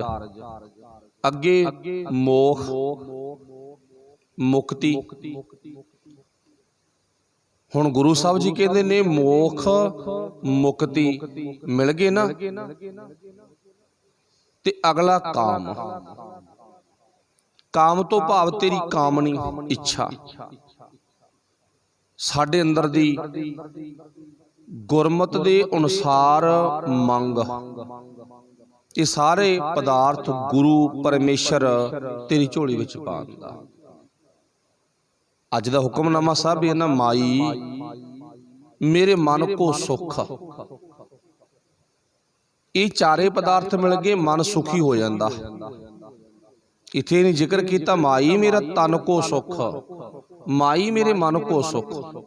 ਆਨੰਦ ਰਾਜ ਸੁਖ ਭੋਗਵੈ। ਮੈਂ ਅਨੇਕਾਂ ਹੀ ਬਾਦਸ਼ਾਹੀਆਂ ਆਨੰਦ ਮਾਣ ਰਿਹਾ ਹਾਂ। ਹਰ ਸਿਮਰਤ ਕਿਲ ਵਿਖ ਸਭ ਦੁੱਖ। ਹਰੀ ਸਿਮਰਨ ਦੇ ਨਾਲ ਸਾਰੇ ਮੇਰੇ ਪਾਪ ਕੱਟੇ ਜਾਂਦੇ ਨੇ। ਚਲੋ ਆਪਣੀ ਗੱਲ ਸੀ ਵੀ ਅਰਥ, ਅਰਥ ਤੋਂ ਭਾਵ ਕਾਰਜ। ਭਾਵ ਸਾਡਾ ਜੀਵਨ ਆ 4 ਪਦਾਰਥਾਂ ਵਿੱਚੋਂ ਦੂਜੇ ਪਦਾਰਥ ਦੇ ਅਨੁਸਾਰ ਕਿਸੇ ਅਰਥ ਨਹੀਂ ਲੱਗਿਆ, ਕਿਸੇ ਲੇਖੇ ਵਿੱਚ ਨਹੀਂ ਲੱਗਿਆ ਹੈਗਾ। ਲੇਖੇ ਤੋਂ ਬਾਹਰ ਆ, ਗਿਣਤੀ ਮਿਣਤੀ ਤੋਂ ਬਾਹਰ ਆ। ਅਸੀਂ ਗੁਰੂ ਨਾਲੋਂ ਪਾਸਾ ਵੱਟ ਗਏ, ਗੁਰੂ ਨਾਲੋਂ ਅਸੀਂ ਸਾਈਡ ਕਰ ਗਏ, ਤੇ ਇਹ ਸਾਡੀ ਆਪਣੀ ਬਰਬਾਦੀ ਆ। ਇਹ ਸਾਡੇ ਜੀਵਨ ਦੀ ਬਰਬਾਦੀ ਦੇਖ ਕੇ ਭਗਤ ਕਬੀਰ ਸਾਹਿਬ ਜੀ ਕਹਿਣਾ ਪੈ ਗਿਆ, ਕਹਿੰਦੇ ਤੈਂ ਗਿਆਨ ਵਿਚਾਰ ਨਾ ਪਾਇਆ। ਤੂੰ ਗਿਆਨ ਦੀ ਵਿਚਾਰ ਨਹੀਂ ਕੀਤੀ, ਚਰਚਾ ਨਹੀਂ ਕੀਤੀ, ਤੇ ਅੱਗੇ ਹੋਇਆ ਕੀ ਆ? ਬਿਰਥਾ ਜਨਮ ਗਵਾਇਆ। ਆਪਣੇ ਜੀਵਨ ਨੂੰ ਤੂੰ ਬਿਰਥਾ ਗਵਾ ਲਿਆ। ਆਪਣੇ ਜੀਵਨ ਨੂੰ ਬੇਅਰਥ ਗਵਾ ਲਿਆ, ਕਿਸੇ ਅਰਥ ਨਹੀਂ ਲਾ ਸਕਿਆ। ਅਰਥ ਲਾਉਣ ਤੋਂ ਭਾਵ ਸੱਚ ਨਾਲ ਜੋੜਨਾ ਸੀ, ਸੱਚ ਦੀ ਵਿਚਾਰ ਕਰਨੀ ਸੀ, ਸੱਚ ਦੇ ਅਨੁਸਾਰ ਜੀਵਨ ਜਿਉਣਾ ਸੀ, ਝੂਠ ਨਾਲੋਂ ਨਾਤਾ ਤੋੜਨਾ ਸੀ। ਇਹ ਕੁਛ ਅਸੀਂ ਨਹੀਂ ਕਰ ਸਕੇ, ਤਾਈਓ ਕਹਿਣਾ ਪੈ ਗਿਆ ਭਈ ਪ੍ਰਾਪਤ ਮਨੁੱਖ ਦੇ ਹੁਰੀਆ ਗੋਬਿੰਦ ਮਿਲਣ ਕੀ ਇਹ ਤੇਰੀ ਵਰੀਆ। ਅਰਥ ਤਾਂ ਲੱਗਦਾ ਜੇ ਗੋਬਿੰਦ ਨੂੰ ਮਿਲਣ ਦੀ ਤਾਂਘ ਬਣਾਉਂਦਾ। ਜਿੱਦੇ ਗੁਰੂ ਸਾਹਿਬ ਨੇ ਆ ਗੱਲ ਕਹਿ ਦਿੱਤੀ ਉਹਦੇ ਵਕਤ ਗੁਜ਼ਰ ਗਿਆ। ਹੁਣ ਅੱਗੇ ਕੀ ਕਿਹਾਗਾ, ਥਾਕੇ ਨੈਣ। ਹੁਣ ਸਾਨੂੰ ਹੋਸ਼ ਆ ਗਈ। ਜਦੋਂ ਹੋਸ਼ ਆ ਗਈ ਨਾ, ਉਦੋਂ ਤੱਕ ਸਾਡੀਆਂ ਅੱਖਾਂ ਥੱਕ ਚੁੱਕੀਆਂ ਸਨ। ਮੰਨ ਲਓ ਵੀ ਜ਼ਿੰਦਗੀ ਦਾ ਇੱਕ ਇੱਕ ਪਲ, ਘੜੀ, ਸਮਾਂ ਬਤੀਤ ਹੋ ਰਿਹਾ ਗਾ, ਲੰਘ ਰਿਹਾ ਨਾ, ਗੁਜ਼ਰ ਰਿਹਾ ਗਾ। ਅਸੀਂ ਦਿਨੋਂ ਦਿਨ, ਰੋਜ਼ ਹਰ ਰੋਜ਼ ਮੌਤ ਦੇ ਨੇੜੇ ਜਾ ਰਹੇ ਹਾਂ। ਮੌਤ ਉਡੀਕ ਰਹੀ ਹੈ ਸਾਨੂੰ। ਸੋਚ ਕੇ ਦੇਖੋ, ਉਹਦੇ ਨੇੜੇ ਜਾ ਰਹੇ ਹਾਂ ਆਪਾਂ ਰੋਜ਼। ਇਹ ਨਾ ਸੋਚੋ ਵੱਡੇ ਹੋ ਰਹੇ ਆ, ਜਨਮ ਦਿਨ ਮਨਾਉਣ ਦੀ ਕੋਈ ਬਹੁਤੀ ਖਾਸ ਗੱਲ ਨਹੀਂ ਹੁੰਦੀ। ਇਹ ਤਾਂ ਈਸਾਈ ਮੱਤ ਵਿੱਚੋਂ ਸਾਡੇ ਪਰਿਵਾਰਾਂ 'ਚ ਆ ਗਿਆ, ਈਸਾਈ ਮੱਤ 'ਚੋਂ। ਤੇ ਗੁਰੂ ਨਾਨਕ ਪਾਤਸ਼ਾਹ ਨੇ ਤਾਂ ਸਾਨੂੰ ਦੱਸਿਆ ਹੀ ਨਹੀਂ ਵੀ ਆਹ ਕੁਛ ਕਰਨਾ। ਹਾਂ, ਆਪਣੇ ਗੁਰੂ ਪੀਰਾਂ ਦੇ, ਰਹਿਬਰਾਂ ਦੇ, ਸਾਡੇ ਦਾਨੇ ਪੁਰਖਾਂ ਦੇ ਦਿਨ ਮਨਾ ਲੈਣੇ ਕੋਈ ਗੁਨਾਹ ਨਹੀਂ, ਪਰ ਸਾਡਾ ਕੋਈ ਹੱਕ ਨਹੀਂ ਹੈ ਵੀ ਅਸੀਂ ਆਪ ਦਾ ਜਾਂ ਆਪਦੇ ਪਰਿਵਾਰ ਦਾ ਮਨਾਈਏ। ਪਰ ਅੱਜ ਚੱਲਦਾ, ਕਿਹਾ ਜਾਂਦਾ ਨੂੰ ਚੱਲਦਾ ਕੁਛ ਨਹੀਂ ਹੁੰਦਾ। ਚਲੋ, ਕਹਿਣ ਤੋਂ ਮੁਰਾਦ ਸਤਿਗੁਰੂ ਪਾਤਸ਼ਾਹ ਜੀ ਕਹਿੰਦੇ ਜਿਵੇਂ ਦਿਨੋਂ ਦਿਨ ਤੂੰ ਮੌਤ ਦੇ ਨੇੜੇ ਜਾ ਰਿਹਾ ਨਾ, ਜਿਉਂ-ਜਿਉਂ ਮੌਤ ਦੇ ਨੇੜੇ ਜਾ ਰਹਾਂਗਾ, ਨਿਸ਼ਾਨੀਆਂ ਨੇ ਕੁਝ। ਮੰਨ ਲਓ ਵੀ ਸਾਡਾ ਤਨ ਥਕਾਵਟ ਮਹਿਸੂਸ ਕਰ ਰਿਹਾ ਗਾ, ਹੱਥ ਪੈਰ ਥੱਕ ਰਹੇ ਆ ਨਾ, ਥਕਾਵਟ ਮਹਿਸੂਸ ਕਰਦਾ, ਤੇ ਮੰਨਿਆ ਜਾਂਦਾ ਵੀ ਬੁਖਾਰ ਦੀਆਂ ਨਿਸ਼ਾਨੀਆਂ ਸ਼ੁਰੂ ਹੋ ਗਈਆਂ, ਹੱਡ ਪੈਰ ਟੁੱਟ ਰਹੇ ਨੇ, ਸਰੀਰ ਗਰਮ ਹੋ ਰਿਹਾ ਗਾ, ਨਿਸ਼ਾਨੀਆਂ ਨੇ। ਵਿਆਹ ਹੋਵੇ, ਘਰ ਦੀ ਸਾਫ਼ ਸਫਾਈ ਪਹਿਲਾਂ ਹੋਣੀ ਸ਼ੁਰੂ ਹੋ ਜਾਂਦੀ ਆ। ਕਿਸੇ ਤੋਂ ਕੀ ਲੈਣਾ, ਕੀ ਦੇਣਾ, ਕੀ ਕਹਿਣਾ, ਕੀ ਨਹੀਂ ਕਹਿਣਾ, ਪਹਿਲਾਂ ਆਰੰਭਤਾ ਵਿਆਹ ਦੀ ਤੋਂ ਨਿਸ਼ਾਨੀਆਂ ਘਰ ਦੇ ਵਿੱਚ ਸ਼ੁਰੂ ਹੋ ਜਾਂਦੀਆਂ ਨੇ। ਰੰਗ ਰੋਗਨ ਕੀਤਾ ਜਾਂਦਾ, ਹੋਰ ਸਜਾਵਟ ਕੀਤੀ ਜਾਂਦੀ ਆ। ਲੰਘਣ ਵਾਲਿਆਂ ਨੂੰ ਪਤਾ ਲੱਗ ਜਾਂਦਾ ਵੀ ਇਹ ਘਰ 'ਚ ਵਿਆਹ। ਹੋਰ ਮੰਨ ਕੇ ਚਲੋ, ਕਿਸੇ ਵੀ ਪੱਖ ਤੇ ਆਪਾਂ ਵੇਖੀਏ ਤਾਂ ਹਰ ਇੱਕ ਕੰਮ ਕਰਨ ਤੋਂ ਪਹਿਲਾਂ ਕੁਝ ਨਿਸ਼ਾਨੀਆਂ ਨੇ। ਇਵੇਂ ਜਿਵੇਂ ਮੌਤ ਦੇ ਨੇੜੇ ਹੋਣ ਦੀਆਂ ਕੁਝ ਨਿਸ਼ਾਨੀਆਂ, ਮੌਤ ਦੇ, ਕਬੀਰ ਸਾਹਿਬ ਜੀ ਕਹਿੰਦੇ ਨਾ, ਨੇੜੇ ਹੋਣ ਦੀਆਂ ਕੁਝ ਨਿਸ਼ਾਨੀਆਂ। ਉਹ ਨਿਸ਼ਾਨੀਆਂ ਮੇਰੇ ਪਾਤਸ਼ਾਹ ਨੇ ਇੱਥੇ ਲਿਖ ਦਿੱਤੀਆਂ। ਕਿਹੜੇ ਰੂਪ 'ਚ ਲਿਖੀਆਂ ਨੇ? ਥਾਕੇ ਨੈਣ। ਜਿਵੇਂ ਬੁਖਾਰ ਚੜ੍ਹਨ ਤੋਂ ਪਹਿਲਾਂ ਨਿਸ਼ਾਨੀਆਂ ਨਾ, ਵੀ ਸਰੀਰ ਥਕਾਵਟ ਮੰਨਣ ਲੱਗ ਗਿਆ, ਗਰਮੈਸ਼ ਜੀ ਆਉਣ ਲੱਗ ਗਈ, ਜ਼ੁਕਾਮ ਲੱਗ ਗਿਆ, ਇੱਦਾਂ ਕੁਝ ਨਿਸ਼ਾਨੀਆਂ ਨੇ। ਇੱਥੇ ਗੁਰੂ ਸਾਹਿਬ ਜੀ ਨੇ ਦੱਸ ਦਿੱਤਾ, ਕਹਿੰਦੇ ਥਾਕੇ ਨੈਣ, ਅੱਖਾਂ ਨੂੰ ਘੱਟ ਦਿਸਣ ਲੱਗ ਗਿਆ। ਇਹ ਘਸ ਗਈਆਂ, ਕਿਉਂਕਿ ਆਪਾਂ ਨੂੰ ਪਤਾ ਨਾ ਵੀ 30 ਸਾਲ 40 ਸਾਲ ਇਹਨਾਂ ਅੱਖਾਂ ਨਾਲ ਵੇਂਦਿਆਂ ਸਾਨੂੰ ਹੋ ਗਿਆ। ਇਹਨਾਂ ਤੋਂ ਕੰਮ ਬਹੁਤ ਲੈਤਾ, ਬੜਾ ਕੁਝ ਦੁਨੀਆ ਵਿੱਚ ਵੇਖਿਆ। ਇਹ ਵਿਚਾਰੀਆਂ ਥੱਕ ਗਈਆਂ। ਹੁਣ ਥੱਕਣ ਤੋਂ ਭਾਵ ਘਸ ਗਈਆਂ। ਹੁਣ ਇਹਨਾਂ ਅੱਖਾਂ ਦੀ ਸੰਭਾਲ ਵਾਸਤੇ ਕਿਸੇ ਨੇ ਸੀਸਾ ਚੜਾ ਲਿਆ ਐਨਕ ਦੇ ਰੂਪ 'ਚ, ਕਿਸੇ ਨੇ ਦਵਾਈ ਪਾਉਣੀ ਸ਼ੁਰੂ ਕਰ ਦਿੱਤੀ ਵੀ ਥੱਕਣ ਨਾ। ਪਰ ਗੁਰਦੇਵ ਪਾਤਸ਼ਾਹ ਜੀ ਕਹਿੰਦੇ ਉਹ ਥੱਕ ਗਈਆਂ। ਥਾਕੇ ਨੈਣ, ਇਹ ਨਿਸ਼ਾਨੀ ਆ। ਅੱਖ ਥੱਕ ਗਈ, ਘੱਟ ਦਿਸਣ ਲੱਗ ਗਿਆ, ਮੌਤ ਦੇ ਨੇੜੇ ਜਾਣ ਲੱਗ ਗਿਆ। ਥਾਕੇ ਨੈਣ। ਅੱਗੇ ਸਰਵਣ ਸੁਣ ਥਾਕੇ, ਕੰਨ ਵੀ ਥੱਕ ਗਏ। ਭਗਤ ਕਬੀਰ ਸਾਹਿਬ ਜੀ ਕਹਿੰਦੇ ਨੇ ਕੰਨ ਕਿਵੇਂ ਥੱਕ ਗਏ? ਇਹਨਾਂ ਨੂੰ ਉੱਚਾ ਸੁਣਨ ਲੱਗ ਗਿਆ। ਹੁਣ ਕੰਨਾਂ ਤੇ ਕਈ ਵਾਰ ਤਾਂ ਹੱਥ ਜਿਹਾ ਟੇਢਾ ਕਰਕੇ ਸੁਣਨਾ ਪੈਂਦਾ ਗਾ ਵੀ ਭਾਈ ਮੈਨੂੰ ਸੁਣਿਆ ਨਹੀਂ, ਦੁਬਾਰੇ ਬੋਲ। ਕੰਨ ਵੀ ਥੱਕ ਗਏ, ਅੱਖਾਂ ਵੀ ਥੱਕ ਗਈਆਂ। ਥਾਕੇ ਨੈਣ ਸਰਵਣ ਸੁਣ ਥਾਕੇ, ਥਾਕੀ ਸੁੰਦਰ ਕਾਇਆ। ਫਿਰ ਭਗਤ ਕਬੀਰ ਸਾਹਿਬ ਨੇ ਕੱਲੇ ਕੱਲੇ ਸਰੀਰ ਦਾ ਵੇਰਵਾ ਦੇਣ ਦੀ ਬਜਾਏ ਦੋ ਇਹ ਮੇਨ ਪੁਆਇੰਟ ਲੈ ਲਏ। ਕੰਨ ਵੀ ਥੱਕ ਗਏ, ਉੱਚਾ ਸੁਣਨ ਲੱਗ ਗਿਆ, ਅੱਖਾਂ ਵੀ ਥੱਕ ਗਈਆਂ, ਘੱਟ ਦਿਸਣ ਲੱਗ ਗਿਆ। ਅੱਗੇ ਕਹਿਤਾ ਥਾਕੀ ਸੁੰਦਰ ਕਾਇਆ। ਕਾਇਆ ਸਰੀਰ, ਪੂਰੇ ਦਾ ਪੂਰਾ ਸਰੀਰ ਹੀ ਬਦਲ ਗਿਆ। ਭਾਈ ਨਿਗਾਹ ਮਾਰ ਕੇ ਦੇਖ, ਕਦੇ ਸੀਸੇ 'ਚ ਨਾ ਆਪਣੇ ਆਪ ਨੂੰ ਵੇਖ। ਸੀਸਾ ਬੋਲਦਾ, ਸੀਸਾ ਬੋਲਦਾ ਨਾ, ਇੱਕ ਸੀਸੇ 'ਚ ਖਾਸੀਅਤ ਵੀ ਆ, ਤੁਸੀਂ ਸਾਰੇ ਸੂਝਵਾਨ ਸਿਆਣੇ ਹੋ ਵੀ ਸੀਸਾ ਝੂਠ ਨਹੀਂ ਬੋਲਦਾ, ਉਹ ਸੱਚ ਬੋਲਦਾ। ਜੋ ਸਾਡਾ ਚਿਹਰਾ ਗਾ ਉਹਨੇ ਸੱਚ ਬੋਲ ਦੇਣਾ, ਦੱਸ ਦੇਣਾ ਵੀ ਆ ਇਦਾਂ ਦਾ ਤੇਰਾ ਮੁਖੜਾ, ਤੇਰਾ ਚਿਹਰਾ ਗਾ। ਹੁਣ ਗੁਰੂ ਸਾਹਿਬ ਜੀ ਕਹਿੰਦੇ ਇਵੇਂ ਜਿਵੇਂ ਨਾ ਕਹਿੰਦੇ ਤੂੰ ਆਪਣੇ ਆਪ ਨੂੰ ਕਦੇ ਗੁਰਬਾਣੀ ਰੂਪੀ ਸੀਸੇ ਦੇ ਅੱਗੇ ਖੜ ਕੇ ਦੇਖ। ਸ਼ਾਇਦ ਬਾਹਰੀ ਤੌਰ ਤੇ ਸੀਸੇ ਨੂੰ ਤਾਂ ਤੈਨੂੰ ਬਾਹਰੋਂ ਵਿਖਾਉਣਾ, ਤੇ ਜੇ ਗੁਰਬਾਣੀ ਰੂਪੀ ਸੀਸੇ ਦੇ ਸਨਮੁਖ ਰੁਕ ਜਾਵੇਗਾ ਨਾ, ਮਤਲਬ ਗੁਰਬਾਣੀ ਰੂਪੀ ਸੀਸੇ ਦੇ ਸਨਮੁਖ ਰੁਕਣ ਤੋਂ ਭਾਵ ਕੀ ਆ ਵੀ ਆਪਣੇ ਆਪ ਨੂੰ ਵਿਚਾਰ ਚਰਚਾ ਨਾ ਜੋੜੇ, ਗੁਰੂ ਨਾਲ ਗੱਲਾਂ ਕਰਕੇ ਵੇਖੀ। ਗੁਰੂ ਨਾਲ ਗੱਲਾਂ ਕਰਨੀਆਂ, ਸੀਸੇ ਅੱਗੇ ਆਪਣੇ ਅੰਦਰ ਨੂੰ ਦੇਖਣਾ। ਹੁਣ ਗੁਰੂ ਸਾਹਿਬ ਜੀ ਕਹਿੰਦੇ ਤੇਰਾ ਪੂਰੇ ਦਾ ਪੂਰਾ ਸਰੀਰ ਵੀ ਭਾਈ ਘਟਣਾ ਸ਼ੁਰੂ ਹੋ ਗਿਆ, ਵੱਧ ਨਹੀਂ ਰਿਹਾ, ਘਟਣਾ ਸ਼ੁਰੂ ਹੋ ਗਿਆ। ਤਨ ਤੇ ਜਿੰਨੇ ਰੋਮ ਨੇ ਉਹ ਕਾਲਿਆਂ ਤੋਂ ਬੱਗੇ ਹੋਣੇ ਸ਼ੁਰੂ ਹੋ ਗਏ, ਤਨ ਤੇ ਝੁਰੜੀਆਂ ਪੈਣੀਆਂ ਸ਼ੁਰੂ ਹੋ ਗਈਆਂ, ਲੱਤਾਂ ਗੋਡੇ ਦੁਖਣ ਲੱਗ ਗਏ। ਤੇਰਾ ਪੂਰੇ ਦਾ ਪੂਰਾ ਸਰੀਰ ਕਿਸੇ ਨਾ ਕਿਸੇ ਕਮਜ਼ੋਰੀ ਵਿੱਚ ਚਲਾ ਗਿਆ। ਉਹ ਕਮਜ਼ੋਰੀ ਹੀ ਭਾਵ ਕੀ ਆ, ਮੌਤ ਦੇ ਨੇੜੇ ਦੀ ਨਿਸ਼ਾਨੀ ਆ। ਬਚਪਨ ਦੇ ਵਿੱਚ ਰੋਡ ਵੀ ਚੱਬ ਜਾਂਦਾ ਸੀ, ਹੁਣ ਰੋਟੀ ਚੱਬਣ ਤੋਂ ਹੀ ਬਹਿ ਗਿਆ, ਦੰਦ ਵੀ ਥੱਕ ਕੇ ਨਿਕਲ ਗਏ, ਦੰਦ ਖਾਂਦਿਆਂ ਮੂੰਹ ਇਕੱਠਾ। ਹੁਣ ਗੁਰੂ ਸਾਹਿਬ ਨੇ ਕਹਿੰਦੇ ਨਾ, ਖਾਂਦਿਆਂ ਕਹਿੰਦੇ ਮੂੰਹ ਵੀ ਘਸ ਗਿਆ ਭਾਈ। ਹੁਣ ਗੁਰੂ ਸਾਹਿਬ ਜੀ ਕਹਿੰਦੇ ਭਾਈ ਪੂਰੇ ਦਾ ਪੂਰਾ ਸਰੀਰ ਥੱਕ ਗਿਆ। ਹੁਣ ਜਦੋਂ ਬੰਦੇ ਨੇ ਆਹ ਗੱਲਾਂ ਕਬੀਰ ਸਾਹਿਬ ਤੋਂ ਸੁਣੀਆਂ ਨਾ, ਤੇ ਵੈਸੇ ਬੰਦੇ ਦਾ ਆਪਣਾ ਸੁਭਾਅ ਵੀ ਆ, ਜਦੋਂ ਇਹਨੂੰ ਇਦਾਂ ਦੇ ਚਾਂਸੇ ਪਤਾ ਲੱਗਣ ਲੱਗ ਜਾਣ ਨਾ, ਫਿਰ ਕੀ ਬੰਦਾ ਕਹਿੰਦਾ, ਜੋ ਆਪਣੀ ਲੈਵਲ ਤੇ ਗੱਲ ਕਰਦੇ ਆਪਾਂ, ਫਿਰ ਬੰਦਾ ਕਹਿੰਦਾ ਨਾ ਜੀ ਮੈਂ ਤਾਂ ਹੁਣ ਮਾੜੇ ਕੰਮ ਛੱਡਤੇ, ਹੁਣ ਤਾਂ ਅਸੀਂ ਗੁਰੂ ਵਾਲੇ ਬਣਾਂਗੇ। ਇਹ ਬੰਦੇ ਦੀ ਆਪਣੀ ਬੋਲੀ ਆ, ਛੱਡਤੇ ਜੀ ਮਾੜੇ ਕੰਮ। ਅਸਲ ਦੇ ਵਿੱਚ ਕੋਈ ਵਿਦਵਾਨ ਕਹਿੰਦਾ ਮਾੜੇ ਕੰਮ ਬੰਦੇ ਨੇ ਨਹੀਂ ਛੱਡੇ, ਮਾੜੇ ਕੰਮ ਬੰਦੇ ਨੂੰ ਛੱਡ ਗਏ, ਬੰਦੇ ਨੇ ਨਹੀਂ ਛੱਡੇਗੇ। ਜਿਹੜੇ ਬੰਦੇ ਨੇ ਨਹੀਂ ਛੱਡੇ ਨਾ, ਉਹਨਾਂ ਦਾ ਹਾਲ ਤਾਂ ਕਬੀਰ ਸਾਹਿਬ ਨੇ ਲਿਖਿਆ, ਕਹਿੰਦੇ ਆ ਦੇਖ ਲਓ ਬੰਦੇ ਨੇ ਛੱਡੇ ਥੋੜੀ ਆ। ਮਾੜੇ ਕੰਮ ਬੰਦੇ ਨੇ ਨਹੀਂ ਛੱਡੇ, ਮਾੜੇ ਕੰਮ ਬੰਦੇ ਨੂੰ ਛੱਡ ਗਏ ਵੀ ਹੁਣ ਤਾਂ ਇੱਥੋਂ ਹੁੰਦਾ ਨਹੀਂ ਨਾ, ਅਸੀਂ ਚੱਲੇ। ਬੰਦਾ ਨਹੀਂ ਛੱਡਦਾ, ਬੰਦਾ ਥੋੜੀ ਛੱਡਦਾ। ਬੰਦਾ ਕਿਉਂ ਨਹੀਂ ਛੱਡਦਾ? ਬੰਦੇ ਦੀ ਹੁਣ ਭਾਵਨਾ ਵੇਖੋ, ਬੰਦੇ ਦੀ ਭਾਵਨਾ ਕੀ ਆ, ਉਹ ਅੱਗੇ ਕਬੀਰ ਸਾਹਿਬ ਜੀ ਦੱਸਦੇ ਨੇ। ਚਲੋ ਹੁਣ ਕਹਿਣ ਤੋਂ ਭਾਵ ਫਿਰ ਮਨੁੱਖ ਆਪਣੀ ਬੋਲੀ ਕਹਿੰਦਾਗਾ ਜੀ ਬਹੁਤ ਕੁਛ ਕਰ ਲਿਆ, ਹੁਣ ਤਾਂ ਬਾਣੀ ਪੜ੍ਹਨ ਲੱਗੇ। ਬੰਦੇ ਨੇ ਸੁਣ ਲਈ ਬਾਣੀ, ਕਦੇ ਖੰਡ ਪਾਠ ਸਾਹਿਬ ਦੇ ਰੂਪ 'ਚ, ਸਹਿਜ ਪਾਠ ਦੇ ਰੂਪ 'ਚ, ਉੱਦਾਂ ਰੋਜ਼ ਦੀ ਵਿਚਾਰ ਰਾਹੀਂ ਸੁਣ ਲਿਆ ਵੀ ਕਬੀਰ ਸਾਹਿਬ ਆਹ ਗੱਲ ਕਹਿੰਦੇ ਨੇ। ਕਹਿੰਦੇ ਇੱਕਦਮ ਉੱਠਿਆ ਵੀ ਮੈਂ ਲੇਟ ਹੋ ਗਿਆ। ਉਦਾਹਰਨ ਆਪਣੇ ਤੇ ਲਾ ਲਓ ਵੀ ਜਿਨ੍ਹਾਂ ਦਾ ਰੋਜ਼ ਦਾ ਨੇਮ ਹੋਵੇ ਨਾ ਸੁਬਾਹ ਉੱਠਣ ਦਾ, ਚਲੋ ਉਹ ਕਦੇ ਨਾ ਕਦੇ ਅਜਿਹਾ ਕਾਰਨ ਬਣਿਆ ਵੀ ਉਹ ਲੇਟ ਹੋ ਗਏ ਉੱਠਣ 'ਚ, ਜਾਗ ਨਹੀਂ ਆਈ, ਅੱਖ ਨਹੀਂ ਖੁੱਲੀ।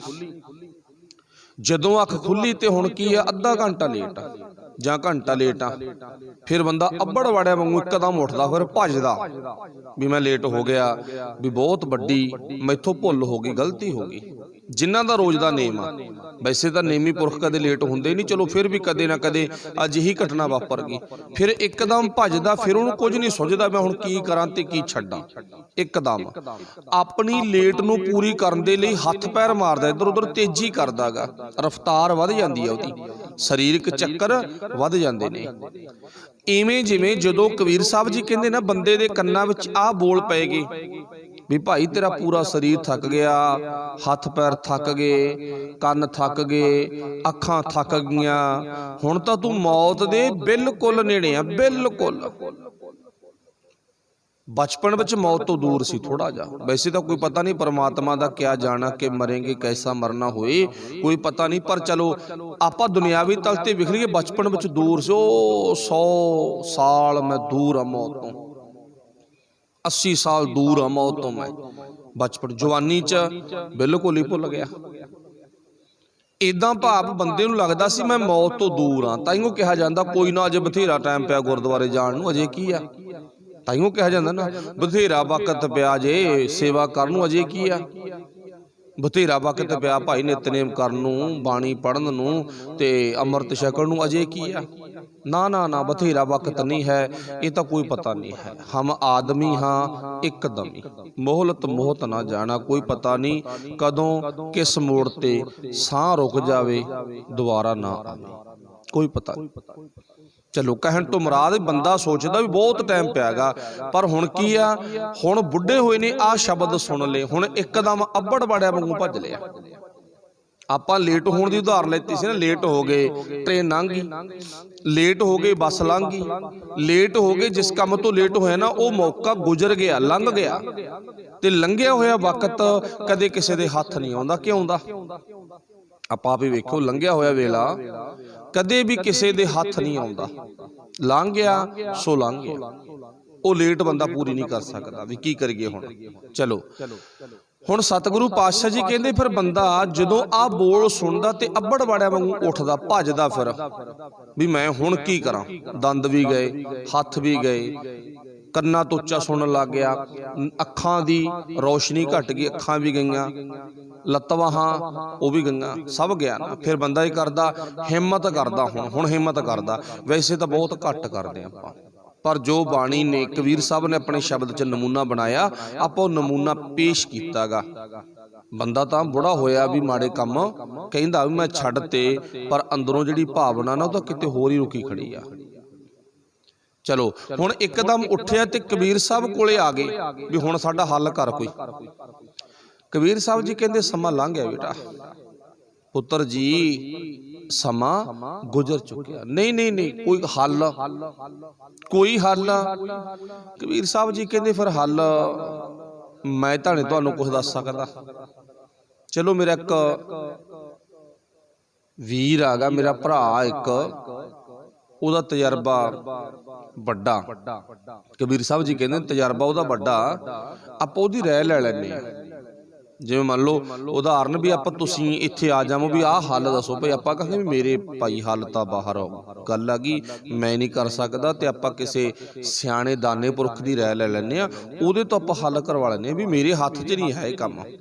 ਆਪਾਂ ਵੀ ਕਹਿ ਦਿੰਦੇ ਨਾ। ਕਬੀਰ ਸਾਹਿਬ ਜੀ ਕਹਿੰਦੇ ਆਓ ਫਿਰ ਆਪਾਂ ਰਾਏ ਕਰ ਲੈਂਦੇ, ਵਿਚਾਰ ਕਰ ਲੈਂਦੇ, ਜਿਹੜੀ ਗੱਲ ਕਹੀ ਹੈ ਬਾਬਰੇ ਤਾਂ ਗਿਆਨ ਵਿਚਾਰ ਨਾ ਪਾਇਆ, ਆਪਾਂ ਵਿਚਾਰ ਕਰਕੇ ਦੇਖਦੇ ਹਾਂ, ਸੱਦ ਲੈਂਦੇ ਹਾਂ ਕਿਸੇ ਹੋਰ ਨੂੰ, ਕਦੇ ਨੂੰ 2 ਦਿਨ ਹੋ ਜਾਏ ਇਕੱਠੇ, ਰਲ ਕੇ ਵਿਚਾਰ ਕਰ ਲਾਂਗੇ। ਹੁਣ ਸੱਦ ਕਿਹਨੂੰ ਲੈਤਾ? ਸੱਦ ਲਿਆ ਭਗਤ ਭੀਖਣ ਨੂੰ, ਆਪਣੇ ਕੋਲੇ ਸੱਦ ਲਿਆ ਭਗਤ ਭੀਖਣ ਨੂੰ ਵੀ ਤੂੰ ਆਇਆ ਸਾਡੇ ਕੋਲੇ, ਤੂੰ ਥੋੜਾ ਜਿਹਾ ਦੱਸ। ਆਹ ਵਿਅਕਤੀ ਆਇਆ ਭੱਜ ਕੇ, ਮੈਂ ਬੋਲ ਪਿਆ ਇੱਕ ਦਿਨ ਤੇ ਵਿਅਕਤੀ ਇਹ ਨਾ ਵੀਰ ਭੱਜ ਕੇ ਆ ਗਿਆ ਤੇ ਮੈਨੂੰ ਕਹਿੰਦਾ ਕੋਈ ਹੱਲ ਕਰ, ਮੈਂ ਤਾਂ ਬਹੁਤ ਲੇਟ ਹੋ ਗਿਆ। ਹੁਣ ਹੱਥ ਪੈਰ ਥੱਕ ਗਏ, ਦੰਦ ਨਿਕਲਣ ਲੱਗ ਗਏ, ਜੀਭ ਤਤਲਾਉਣ ਲੱਗ ਗਈ, ਗਲੇ ਦੀ ਆਵਾਜ਼ ਰੁਕ ਗਈ, ਅੱਖਾਂ ਦੀ ਰੌਸ਼ਨੀ ਘਟ ਗਈ, ਆਹ ਹਾਲਾਤ ਬਣ ਗਏ ਤੇ ਆਹ ਹਾਲਾਤਾਂ ਵਿੱਚ ਭੱਜ ਕੇ ਆ ਗਿਆ ਮੇਰੇ ਕੋਲੇ ਇਹ ਕਹਿੰਦਾ ਕੋਈ ਹੱਲ ਕਰ। ਚਲੋ ਤੁਸੀਂ ਦੱਸੋ ਹੱਲ ਇਹਨਾਂ ਨੂੰ। ਭਗਤ ਭੀਖਣ ਵਾਲਾ ਹੱਥ ਕਰਕੇ ਨਾ ਬਾਬਾ ਕਬੀਰ ਜੀ ਕਹਿੰਦੇ ਤੁਸੀਂ ਹੱਲ ਕਰ ਦਿਓ ਇਹਨਾਂ ਦਾ, ਦੱਸੋ। ਭਗਤ ਭੀਖਣ ਜੀ ਬੋਲ ਪਏ। ਹੁਣ ਕੀ ਬੋਲ ਪਏ? ਕਹਿੰਦੇ ਹੁਣ ਤਾਂ ਕੋਈ ਹੱਲ ਹੋਣਾ ਨਹੀਂ ਸ਼ਾਇਦ, ਤੇਰੀ ਹਿੰਮਤ ਆ, ਆਪਣੇ ਅੰਦਰ ਨੂੰ, ਸਰੀਰਕ ਤਲ ਤੇ ਨਹੀਂ, ਆਪਣੇ ਅੰਦਰ ਨੂੰ ਹੁਣ ਦੁਬਾਰੇ ਤੋਂ ਤੂੰ ਬਚਪਨ ਵਿੱਚ ਲੈ ਜਾਏਗਾ ਨਾ, ਫਿਰ ਤਾਂ ਕੋਈ ਹੱਲ ਹੋ ਸਕਦਾ। ਇਹ ਭਗਤ ਭੀਖਣ ਜੀ ਦੀ ਰਾਏ ਆ। ਇਹ ਨਾ ਹੰਕਾਰ ਧਾਰਨ ਕਰ ਲਈ ਵੀ ਮੈਂ 70 ਸਾਲ ਦਾ ਤੇ ਮੈਂ ਨਰਸਰੀ ਵਾਲਿਆਂ ਦੀ ਜਮਾਤ 'ਚ ਨਹੀਂ ਬਹਿੰਦਾ, ਨਾ ਨਾ ਨਾ, ਮੈਂ ਪਹਿਲੀ ਵਾਲਿਆਂ ਦੀ ਜਮਾਤ 'ਚ ਬਹਿੰਦਾ, ਸੋਹਣਾ ਲੱਗਦਾਗਾ। ਜੇ ਤਾਂ ਆਹ ਗੱਲ ਸੋਚ ਲਈ ਫਿਰ ਤਾਂ ਤੂੰ ਫੇਲ ਹੈਗੀ ਹੈਗਾ। ਤੇ ਨਹੀਂ ਬੇਟਾ, ਤੈਨੂੰ ਦੁਬਾਰਾ ਨਾ ਨਰਸਰੀ ਦੇ ਵਿੱਚ ਦਾਖਲ ਕਰਨਾ ਪਊ, ਤੈਨੂੰ ਦੁਬਾਰਾ ਪਹਿਲੀ ਦੇ ਵਿੱਚ ਦਾਖਲ ਕਰਨਾ ਪਊ। ਦੇਖ ਲਾ, ਭਾਵੇਂ ਤੇਰੀ ਉਮਰ ਦੇ ਤਕੀਏ ਅਨੁਸਾਰ ਤੂੰ ਹੁਣ ਡਿਗਰੀ ਦੇ ਲਾਇਕ ਸੀ, ਹੁਣ ਤਾਂ ਤੂੰ ਬਹਿ ਕੇ ਖਾਣ ਦੇ ਲਾਇਕ ਸੀ ਉਮਰ ਦੇ ਮੁਤਾਬਕ, ਪਰ ਨਹੀਂ, ਹੁਣ ਜਿੰਨਾ ਸਮਾਂ ਤੇਰਾ ਬੇਅਰਥ ਗੁਜ਼ਰਿਆ ਨਾ, ਜੇ ਉਹਨੂੰ ਸੰਭਾਲਣਾ ਤਾਂ ਤੈਨੂੰ ਬਚਪਨ ਵਿੱਚ ਜਾਣਾ ਪਊ, ਸੁਰਤ ਕਰਕੇ। ਸਰੀਰ ਕਰਕੇ ਤੂੰ ਮੁੜ ਨਹੀਂ ਸਕਦਾ, ਸੁਰਤ ਕਰਕੇ ਜਾਣਾ ਪਊ। ਸਰੀਰਕ ਅਵਸਥਾ ਤੇਰੀ ਹੁਣ ਆ ਬਣ ਗਈ, ਤਾਂ ਕਰਕੇ ਤੈਨੂੰ ਪਹਿਲੀ ਪੱਕੀ ਦਾਖਲਾ ਲੈਣਾ ਪਊਗਾ। ਉਹ ਕਿਹੜੀ ਸਰੀਰ ਕਰਕੇ ਦਿੱਖ ਬਣੀ ਹੈਗੀ। ਪਾਤਸ਼ਾਹ ਜੀ ਨੇ ਪਾਵਨ ਬਾਣੀ ਵਿੱਚ ਲਿਖਿਆ ਨਾ, ਅੱਜ ਦਾ ਜੋ ਸ਼ਬਦ ਪੜ੍ਹਿਆ ਆਪਾਂ, ਥਾਕੇ ਨੈਣ ਸਰਵਣ ਸੁਣ ਥਾਕੇ, ਥਾਕੀ ਸੁੰਦਰ ਕਾਇਆ, ਜਰਾ ਹਾਕ ਸਭ ਮਤ ਥਾਕੀ, ਏਕ ਨਾ ਥੱਕ ਸਮਾਇਆ। ਜਰਾ ਹਾਕ, ਜਰਾ ਮੀਨਜ ਬੁਢੇਪਾ, ਹਾਕ ਤੋਂ ਭਾਵ ਆਵਾਜ਼ ਮਾਰਨੀ, ਜਿਵੇਂ ਆਪਾਂ ਕਹਿੰਦੇ ਹਾਕ ਮਾਰਦੇ ਭਾਈ, ਬੋਲ ਮਾਰਦੇ। ਹਾਕ ਹੁਣ ਤਾਂ ਰੱਬ ਨੇ ਵੀ ਤੈਨੂੰ ਹਾਕ ਮਾਰਤੀ। ਬੰਦਾ ਫਿਰ ਵੀ ਕਹਿੰਦਾ ਮੈਨੂੰ ਤਾਂ ਸੁਣੀ ਨਹੀਂ ਗੀ, ਮੈਨੂੰ ਸੁਣੀ ਨਹੀਂ ਨਾ। ਰੱਬ ਨੇ ਹਾਕ ਮਾਰਤੀ, ਆਵਾਜ਼ ਮਾਰਤੀ, ਉਹ ਕਹਿੰਦਾ ਤਿਆਰ ਆ। ਅਸੀਂ ਇਸ਼ਾਰਾ ਸਮਝੇ ਨਹੀਂ, ਇਸ਼ਾਰਾ ਉਹਨੇ ਸਾਡੇ ਸਰੀਰ ਤੇ ਪਹਿਲਾਂ ਕਰ ਦਿੱਤਾ। ਹੁਣ ਇੱਥੇ ਕੀ ਲਿਖਿਆ ਗਾ, ਭਗਤ ਜੀ ਕਹਿੰਦੇ ਨਾ ਥਾਕੀ ਮੱਤ, ਤੇਰੀ ਮੱਤ ਵੀ ਥਾਕੀ। ਭਾ ਬੁੜਾ ਹੋ ਗਿਆ ਨਾ, ਆਪਾਂ ਆਮ ਹੀ ਕਹਿੰਦੇ ਨੇ ਜਵਾਕਾਂ ਵਰਗਾ ਹੋਇਆ ਪੈਣ, ਤਾਂ ਉੜਦਾ ਹੀ ਨਹੀਂ ਕੁਛ, ਹੁਣ ਔੜਦਾ ਨਹੀਂ ਕੁਛ। ਵੈਸੇ ਇਹ ਸਾਡੇ ਲਫ਼ਜ਼ ਨੇ, ਸਾਡੀ ਬੋਲੀ ਆ, ਪਰ ਜਿਹਦੇ ਪ੍ਰਥਾਏ ਕਹਿ ਰਹੇ ਨੂੰ ਔੜਦਾ ਨਹੀਂ ਕੁਛ, ਬੁੜਾ ਹੋ ਗਿਆ ਹੁਣ ਤਾਂ। ਤੇ ਭਗਤ ਜੀ ਕਹਿੰਦੇ ਉਹਦਾ ਦੂਸਰਾ ਪਾਸਾ ਚੈੱਕ ਕਰਕੇ ਵੇਖੋ, ਉਹਦੀ ਦੂਜੀ ਸਾਈਡ ਨਾ ਚੈੱਕ ਕਰਕੇ ਵੇਖੋ। ਇੱਕ ਸਾਈਡ ਤਾਂ ਆਪਾਂ ਚੈੱਕ ਕਰ ਲਈ ਵੀ ਇਹਦੇ ਗਿੱਟੇ ਗੋਡੇ ਦੁਖਣ ਲੱਗ ਗਏ, ਅੱਖਾਂ ਦੀ ਰੌਸ਼ਨੀ ਘਟ ਗਈ, ਕੰਨਾਂ ਤੋਂ ਸੁਣਨੋਂ ਹਟ ਗਿਆ, ਜ਼ੁਬਾਨ ਤਤਲਾਉਣ ਲੱਗ ਗਈ, ਦੰਦ ਨਿਕਲ ਗਏ। ਕੱਲ ਕੰਧਾਂ ਕੋਠੇ ਟੱਪਦਾ ਸੀ, ਅੱਜ ਤਾਂ ਤੁਰਿਆ ਵੀ ਨਹੀਂ ਜਾਂਦਾ ਗਾ। ਇਦਾਂ ਦੇ ਹਾਲਾਤ ਬਣ ਗਏ ਨਾ। ਹੁਣ ਦੂਜਾ ਪਾਸਾ ਕੀ ਚੈੱਕ ਕਰਨਾ, ਕਹਿੰਦੇ ਇਹਦੀ ਮਾੜੀ ਨੀਅਤ, ਮਾੜੀ ਭਾਵਨਾ, ਮਾੜੇ ਖਿਆਲ ਉਵੇਂ ਚੱਲ ਰਹੇ ਨੇ। ਦੂਜਾ ਪਾਸਾ ਚੈੱਕ ਕਰ। ਏਕ ਨਾ ਥਾਕਸ ਮਾਇਆ। ਮਾਇਆ ਮੀਨਜ ਚਲੋ ਧਨ ਦੌਲਤ ਦਾ ਜ਼ਿਕਰ ਵੀ ਹੁੰਦਾ ਇੱਥੇ। ਮਾਇਆ ਮੀਨਜ ਬੁਰੇ ਖਿਆਲ, ਬੁਰੀ ਭਾਵਨਾ, ਲੋਭੀ ਵਿਅਕਤੀ, ਲਾਲਚੀ ਵਿਅਕਤੀ। ਸੇਵਾ 'ਚ ਲੱਤਾਂ ਨੇ, ਕਹਿੰਦਾ ਮੇਰੇ ਬਿਨਾਂ ਤਾਂ ਘਰ ਹੀ ਨਹੀਂ ਚੱਲਦਾ ਜੀ। ਦੂਜਾ ਪਾਸਾ ਚੈੱਕ ਕਰ, ਬਾਬਾ ਕਬੀਰ ਸਾਹਿਬ ਕਹਿੰਦੇ ਦੂਜੀ ਸਾਈਡ। ਪੋਤ ਨੂੰਹਾਂ ਵੀ ਆ ਗਈਆਂ, ਕਹਿੰਦਾ ਨਾ ਨਾ ਨਾ ਨਾ, ਜੇ ਮੈਂ ਕਿਸੇ ਪਾਸੇ ਵਗ ਗਿਆ ਮੇਰੇ ਬਿਨਾਂ ਤਾਂ ਕੁਛ ਵੀ ਨਹੀਂ ਹੋਣਾਗਾ। ਮੇਰੇ ਬਿਨਾਂ ਤਾਂ ਇਹਨਾਂ ਤੋਂ ਜ਼ਮੀਨ ਦੇ ਵਿੱਚ ਨਾ ਵਾਹ ਕੇ ਬੀਜ ਕੇ ਸ਼ੁੱਧ ਤਰ੍ਹਾਂ ਸੰਭਾਲ ਨਹੀਂ ਕੀਤੀ ਜਾਣੀ, ਮੇਰੇ ਬਿਨਾਂ ਸੁਣਦਾ ਕੋਈ ਹੈ ਨਹੀਂਗਾ। ਭਗਤ ਕਬੀਰ ਸਾਹਿਬ ਜੀ ਕਹਿੰਦੇ ਦੂਜੀ ਸਾਈਡ ਚੈੱਕ ਕਰ। ਦੂਜੀ ਸਾਈਡ ਤੋਂ ਕਹਿ ਰਿਹਾ ਨਾ ਅਜੇ ਮੈਂ ਬੁੜਾ ਥੋੜੀ ਹੋਇਆਗਾ, ਇਹ ਤਾਂ ਉਹੀ ਉਮਰ ਤੋਂ ਪਹਿਲੀ ਸਰੀਰ ਥੱਕ ਗਿਆ, ਦੰਦ ਜੇ ਨਿਕਲ ਗਏ, ਗੋਡੇ ਗਿੱਟੇ ਦੁਖਣ ਲੱਗੇ, ਜੇ ਬੁੜੇ ਥੋੜੀ ਹੋਏ, ਅਜੇ ਨਹੀਂ ਮੰਨਦਾਗਾ। ਉਹ ਕੀ ਹੈ, ਏਕ ਨਾ ਥੱਕ ਸਮਾਇਆ।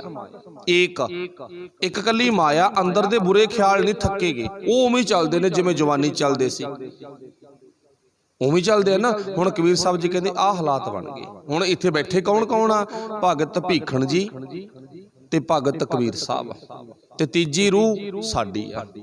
ਉਹ ਆਪਾਂ ਕਿਸੇ ਤੇ ਵੀ ਲਾ ਲਈਏ, ਮੈਂ ਆਪਣੇ ਤੇ ਲਾ, ਤੁਸੀਂ ਆਪਣੇ ਤੇ ਲਾ ਲਓ। ਤੀਜੀ ਭਾਵ ਧਿਰ ਕਿਹੜੀ ਆ, ਉਹ ਅਸੀਂ ਬੈਠੇ ਆ,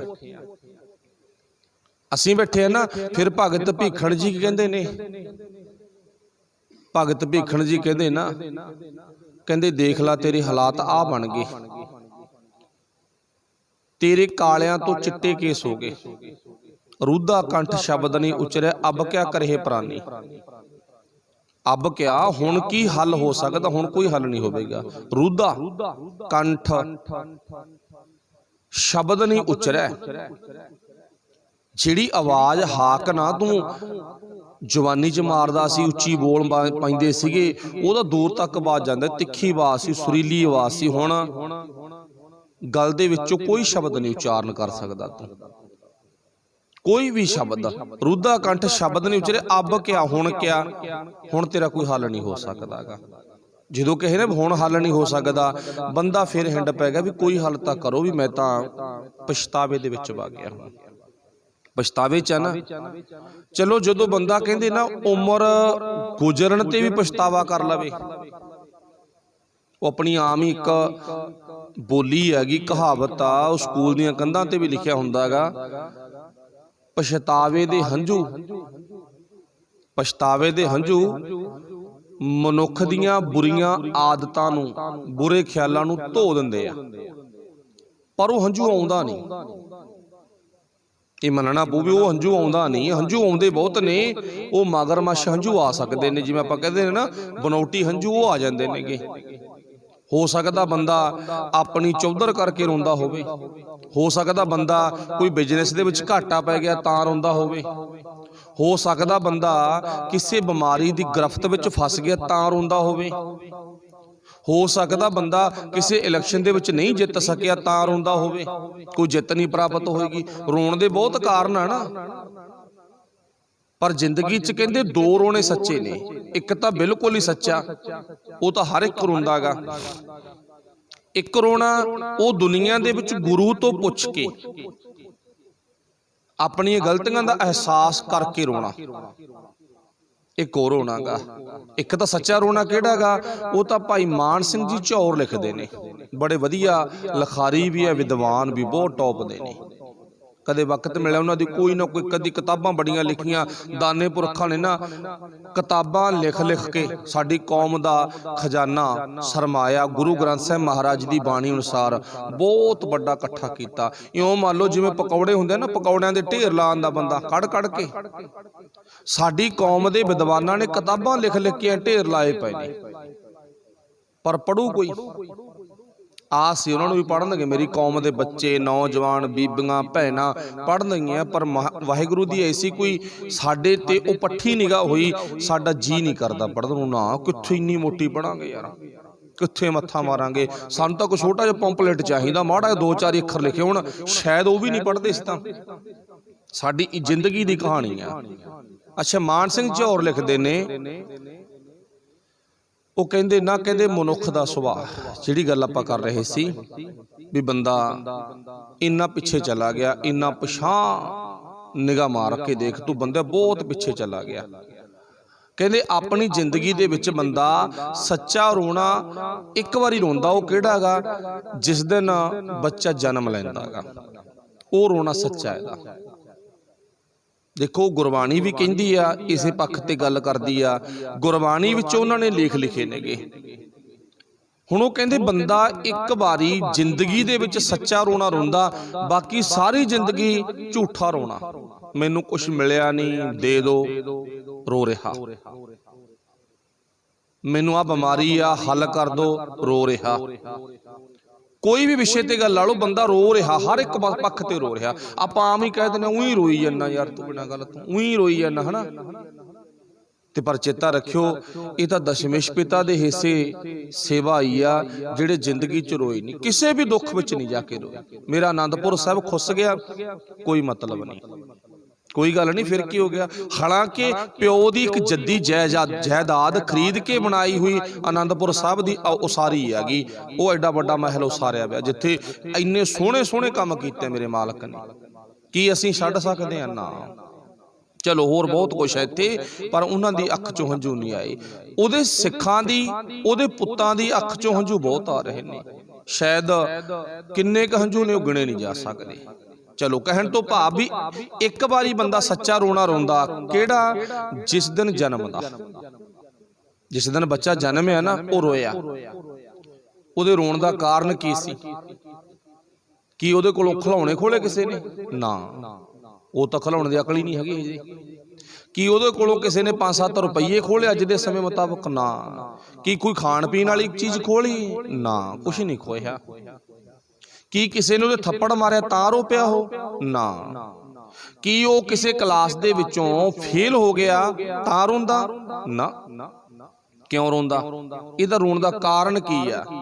ਇਹਦਾ ਰੋਣ ਦਾ ਇੱਕੋ ਇੱਕ ਕਾਰਨ ਆ, ਮਾਤਾ ਦੇ ਉਦਰ ਵਿੱਚ ਉਹਦਾ ਧਿਆਨ ਵਾਹਿਗੁਰੂ ਪਰਮੇਸ਼ਰ ਪਰਮਾਤਮਾ ਨਾਲ ਜੁੜਿਆ ਹੋਇਆ ਸੀ, ਉਹ ਧਿਆਨ ਟੁੱਟ ਗਿਆ। ਇਹਨੂੰ ਇੱਕਦਮ ਹੀ ਇਉਂ ਲੱਗਿਆ ਵੀ ਹੈ ਮੈਂ ਹੁਣ ਪਰਮਾਤਮਾ ਨਾਲੋਂ ਟੁੱਟ ਗਿਆ, ਰੱਬ ਨਾਲੋਂ ਮੇਰਾ ਧਿਆਨ ਵਿਸਰ ਗਿਆ, ਹੁਣ ਕੀ ਬਣੂਗਾ?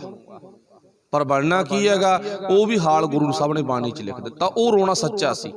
ਮਸਕੀਨ ਜੀ ਵੀ ਇਹ ਗੱਲ ਕਹਿੰਦੇ ਹੁੰਦੇ ਸੀ, ਕਹਿੰਦੇ ਉਹ ਰੋਣਾ ਦੁਬਾਰਾ ਕਦੇ ਸਾਡੇ ਦਿਮਾਗ ਵਿੱਚ ਆ ਜੇ ਵੀ ਅਸੀਂ ਅੱਜ ਵੀ ਟੁੱਟੇ ਹੋਏ ਆ, ਜੇ ਉਹਦੇ ਅਸੀਂ ਵਾਹਿਗੁਰੂ ਨਾਲੋਂ ਟੁੱਟਣ ਕਰਕੇ ਰੋਏ ਆ ਨਾ, ਤੇ ਅੱਜ ਵੀ ਅਸੀਂ ਟੁੱਟੇ ਹੋਏ ਆ, ਅੱਜ ਵੀ ਉਹ ਰੋਣਾ ਸਾਡੀ ਅੱਖ 'ਚੋਂ ਆ ਜੇ, ਸ਼ਾਇਦ ਦੁਬਾਰਾ ਸਾਡੀ ਅਵਸਥਾ ਬਦਲ ਸਕਦੀ ਆ।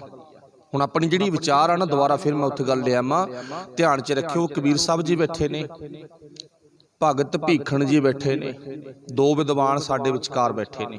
ਵੈਸੇ ਵਿਦਵਾਨ ਤਾਂ ਬਹੁਤ ਨੇ, ਅੱਜ ਦੋ ਨਾਲ ਗੱਲਾਂ ਕਰੀ ਜਾਂਦੇ ਆਪਾਂ।